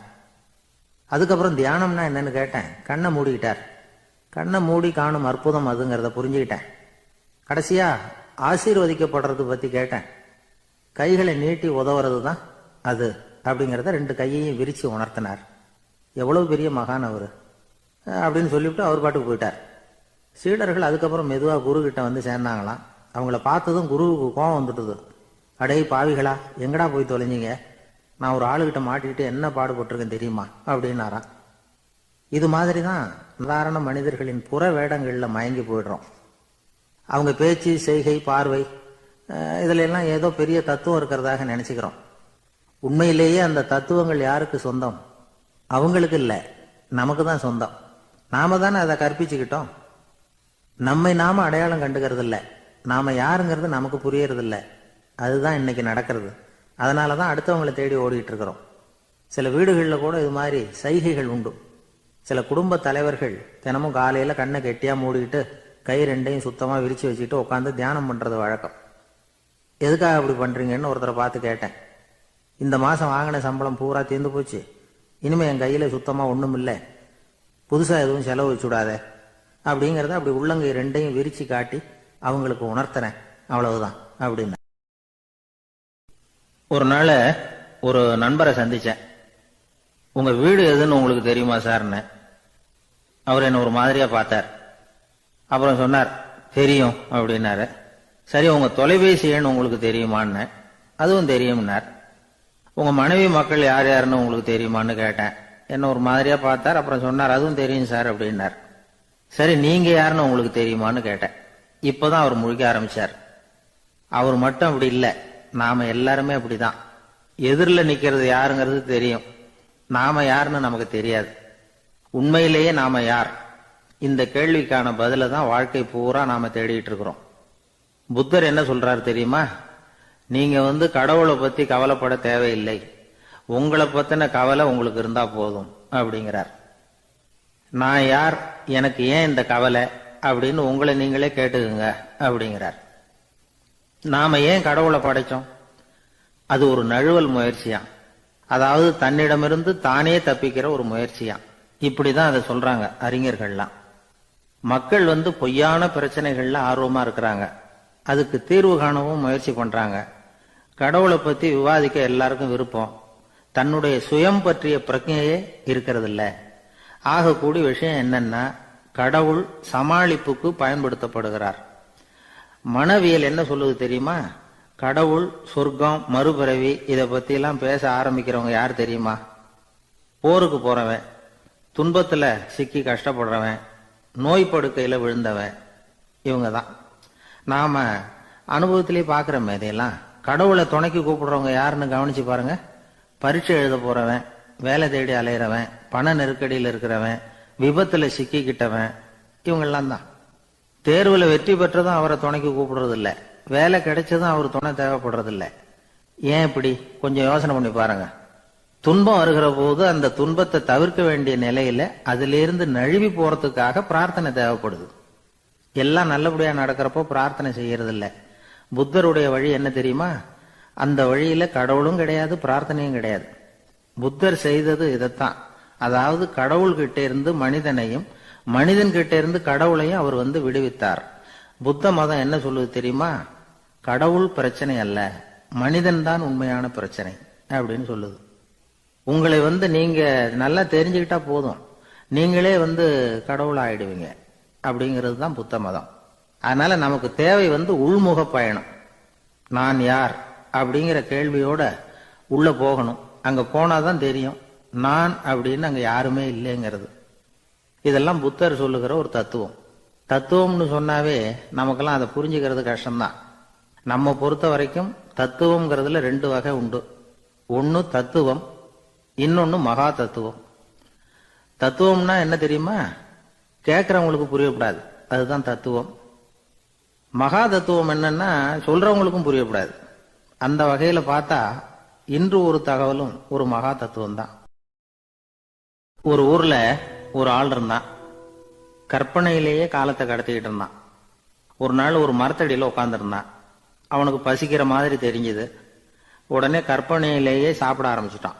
அதாவது எதிரில் இலை போட்டு சாப்பாடு போடப்பட்டிருக்கிறதாகவும் அதை இவன் சாப்பிட்றதாகவும் நினைச்சுக்கிட்டு கையை மட்டும் வாய்க்கும் தரைக்குமா அப்படியும் இப்படியும் கொண்டுகிட்டு போய் பாவனை பண்ணிக்கிட்டே இருக்கிறான்.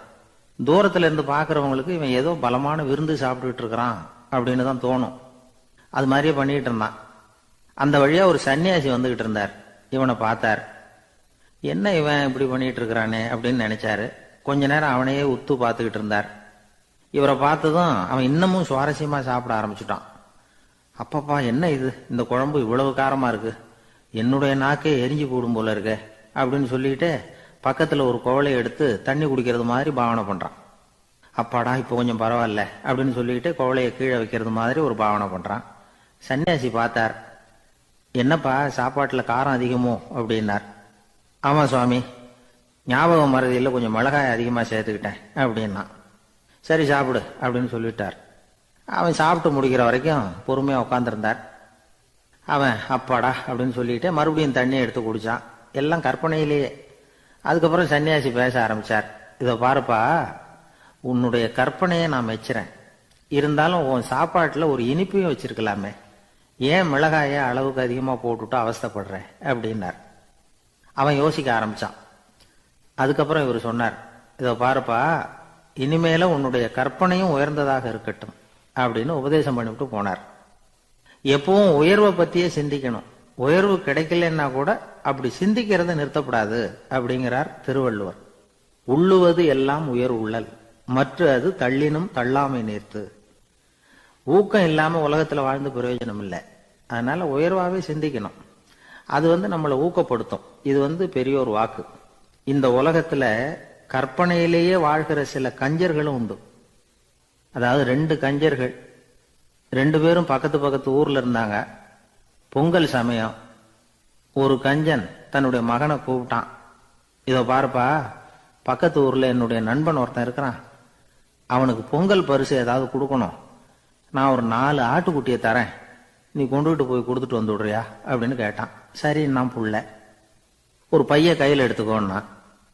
அவன் எடுத்துக்கிட்டான். இந்த ஆட்டுக்குட்டி பிடிச்சிக்கோ அப்படின்னு சொல்லி ஒவ்வொன்னா போடுறேன் பார் அப்படின்னு சொல்லிட்டு 1 2 3 4 அப்படின்னு எண்ணிக்கிட்டே வெறும் சைகையாலேயே ஆட்டுக்குட்டியை பிடிச்சி போடுறது மாதிரி பாவனை பண்ணிட்டு இருக்கிறான். அவன் பிள்ளையும் அது ரொம்ப அக்கறையா வாங்கிக்கிறது மாதிரி வாங்கிட்டு அந்த பைய தூக்கிட்டு அடுத்த ஊருக்கு போறான். இவன் அங்க போய் சேர்ந்த நேரத்துல அந்த கஞ்சன் ஊர்ல இல்ல, எங்கேயோ வெளியில போயிருக்கிறான். அவனோட புள்ள மட்டும்தான் வீட்டுல இருந்தான். இவன் அவன்கிட்ட, இதை பாரு, எங்க அப்பா உங்க அப்பாவுக்கு ஆட்டுக்குட்டி கொடுத்து அனுப்பியிருக்கிறாரு, பிடிச்சிக்கோ அப்படின்னு சொல்லி பாவனையிலேயே ஒவ்வொன்னா எடுத்து அவன்கிட்ட கொடுத்துட்டான். அவனும் வாங்கிட்டான் வாங்குறது மாதிரி. அப்புறம் சொன்னான், சரிப்பா, நானும் பதிலுக்கு ஏதாவது ஒன்னுகிட்ட கொடுக்கணும் இல்லையா, அதனால அந்த பைய புடி, ஒரு 10 எலுமிச்சம்பழம் தரேன், பதிலுக்கு அதை நீ எடுத்துட்டு போ அப்படின்னு சொல்லி கையாலேயே ஒவ்வொன்னா எடுத்து போடுறது மாதிரி பாவனை பண்ணிவிட்டான். அவனும் ரொம்ப நன்றி அப்படின்னு சொல்லிவிட்டு அதை வாங்கிட்டு போயிட்டான். கொஞ்ச நேரம் கழிச்சு வெளியில போயிருந்த அப்பங்காரன் திரும்பி வந்தான். உள்ள சொன்னான், அப்பா, உன்னோட நண்பர் அவருடைய மகன் மூலமா உனக்கு 6 ஆட்டுக்குட்டி கொடுத்து அனுப்பியிருந்தார். நானும் பதிலுக்கு ஒரு 10 எலுமிச்சம்பழம் கொடுத்து அனுப்பியிருக்கிறேன் அப்படின்னா. எப்படிடா கொடுத்தேன்னு கேட்டார் அப்பா. இப்படிதான் கொடுத்தேன்னு சொல்லி சைகையிலேயே காட்டினான். இதை பார்த்ததும் அப்பங்காரனுக்கு பயங்கரமா கோபம் வந்துட்டுது. பலார்னு அரைஞ்சுட்டான் பையனு. ஏன்பா அரைஞ்ச? 10 எலுமிச்சம்பழம் கொடுத்துட்டேனே அப்படிங்கிறதுக்காகவா அப்படின்னு கேட்டான். அது கூட பரவாயில்ல, நீ காட்டுற சைகையை பார்த்தா ஆரஞ்சு பழம் சைஸுக்கு இருக்குதே, அவ்வளவு பெருசா ஏன் கொடுத்த? அதுதான் எனக்கு கோபம் அப்படின்னா. ஒரு ஊர்ல ஒரு சித்தர் இருந்தார், சூஃபி சித்தர். அவர் ஞானம் பெற்ற ஒரு சித்தர். ஒரு நாள் அந்த நாட்டு மன்னன் அவரை பார்க்கறதுக்காக வந்தான். என்ன வேணும் உனக்குன்னு கேட்டார். நான் கடவுளை பார்க்கணும், அதுக்கு நீங்க தான் உதவி பண்ணணும் அப்படின்னா அவன். சித்தர் கொஞ்சம் யோசனை பண்ணார்.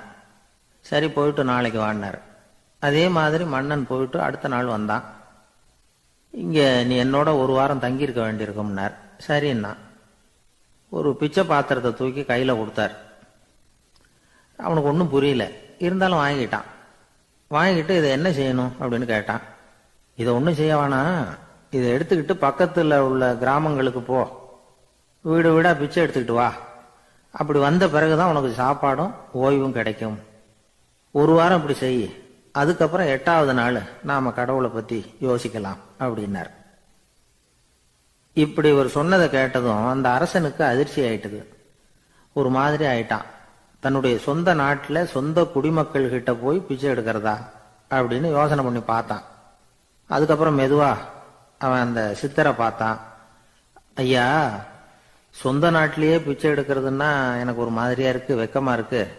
நான் வேணும்னா வெளி தேசத்துல எங்கேயாவது போய் பிச்சை எடுக்கவா அப்படின்னு கேட்டான். இதுக்கு அந்த சித்தர் ஒரு சம்மதிக்கல. இதோ பாரு, உன்னால பிச்சை எடுக்க முடியலன்னா பேசாம திரும்பி அரண்மனைக்கே போயிடு. அதுக்கப்புறம் கடவுளை பத்தி எல்லாம் பேசுறதுக்கு என்னை தேடிட்டு வரக்கூடாது அப்படின்னு விட்டார். மன்னன் தயங்கினான். இருந்தாலும் மனசை சரி பண்ணிட்டு சம்மதிச்சான். சரிங்க, ஒரு வாரம் இங்க தங்குறேன், நீங்க சொல்றது மாதிரி பக்கத்து கிராமங்களுக்கு போறேன், வீடு வீடா பிச்சை எடுக்கிறேன், வர்றேன் அப்படின்னா.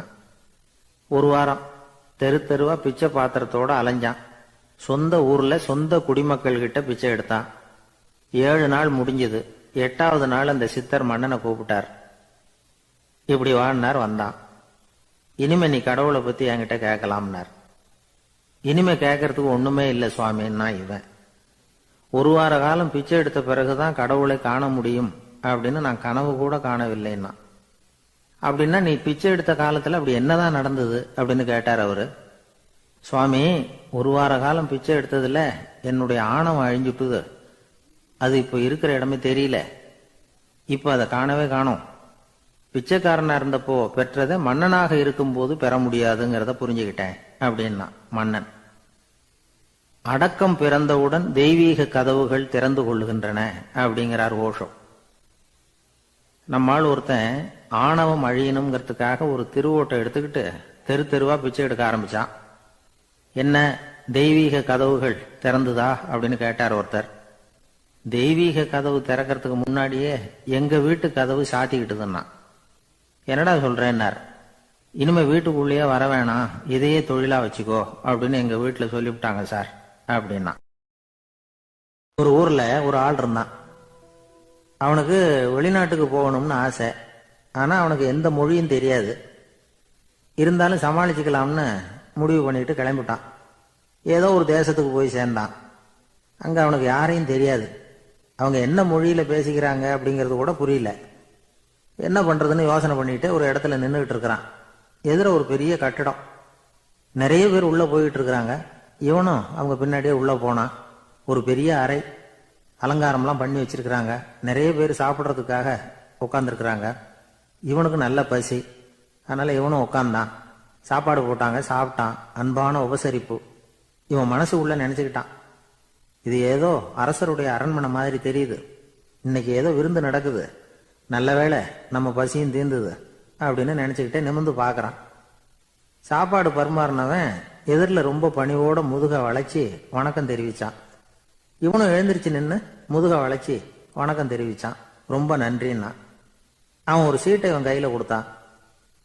இவன் அதை வாங்கி பார்க்கறான். என்ன எழுதியிருக்குன்னு ஒன்றும் புரியல. சரி, இந்த நாட்டில் தங்களுடைய நன்றியை சீட்டில் எழுதி தான் கொடுப்பாங்க போல இருக்கு அப்படின்னு நினைச்சுக்கிட்டு மறுபடியும் நன்றின்னா. ஆனா அவன் காசை கொடுங்கன்னா. ஏன்னா அது ஒரு ஹோட்டல், இவன் சாப்பிட்டதுக்கான பில் அது. இவன் அதை புரிஞ்சிக்கவே இல்லை. நன்றின்னு அந்த சீட்டில் எழுதி கொடுக்குறாங்க போல இருக்கு அப்படின்னு நினைச்சுக்கிட்டு அதை வாங்கி சட்டை பையில பத்திரமா வச்சுக்கிட்டு பரவாயில்லைங்க ரொம்ப மகிழ்ச்சின்னா. ஒரு வெளிநாட்டுக்காரனுக்கு இவ்வளவு தூரம் மரியாதை பண்றீங்களே, எங்க ஊருக்கு போனதும் உங்களை பத்தி நிறைய சொல்லுவேன் அப்படின்னா. இவன் என்ன சொல்றான்னு அவனுக்கு புரியல. இவனை பிடிச்சி அழைச்சிட்டு போய் முதலாளி முன்னாடி நிறுத்தினான். நாம சொன்னதுல இவனுக்கு ரொம்ப பெருமையா இருக்கணும் போல இருக்கு, அதுதான் பெரிய இடத்துக்கு அழைச்சிட்டு வந்திருக்கிறான் அப்படின்னு இவன் நினைச்சுக்கிறான். அவரும் பில்லுக்கான பணத்தை கொடுங்கிறாரு. பரவாயில்லைங்க ரொம்ப மகிழ்ச்சி நன்றிங்கிறான் இவன். அவரு பார்த்தார், இவனை நீதிமன்றத்துக்கு அனுப்பி வச்சுட்டார். இவன் என்ன நினைச்சுக்கிட்டான், நம்மளை இந்த ஊர் ராஜா முன்னாடியே அழைச்சிக்கிட்டு வந்து நிறுத்தி இருக்கிறாங்க போல இருக்கு, என்ன ஒரு பெருந்தன்மை அப்படின்னு நினைச்சுக்கிறான். நீதிபதி சொன்னார், சாப்பிட்டதுக்கான பணத்தை கொடுத்துரு, இல்லைன்னா அதுக்கான தண்டனையை அனுபவிக்க வேண்டி இருக்கும்னார். ராஜாவே நமக்கு நன்றி சொல்றாரு போல இருக்கு அப்படின்னு நினைச்சுக்கிறான் இவன். என் மகிழ்ச்சிக்கு எல்லையே இல்லைங்க அப்படின்னா. அவரு பார்த்தார், இவனுக்கு தண்டனை கொடுக்க வேண்டியதுதான் அப்படின்னு முடிவு பண்ணார். உடனே தீர்ப்பு எழுதினார்.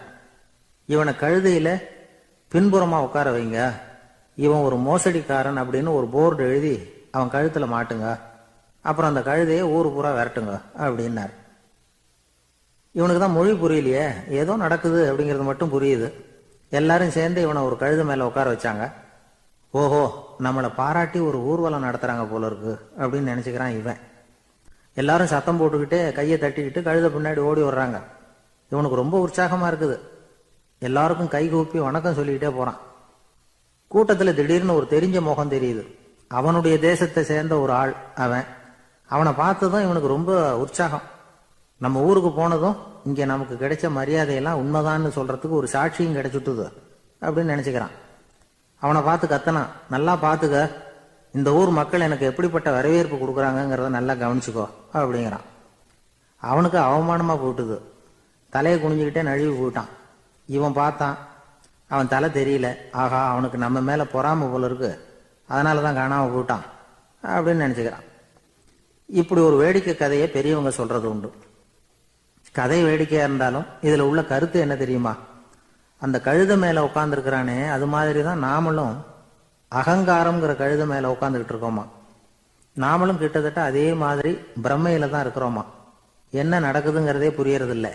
அகங்காரத்துல பேசுறவனுக்கும் சித்த சுவாதீனம் இல்லாம பேசுறவனுக்கும் அதிக வித்தியாசம் இருக்கிறது இல்லை.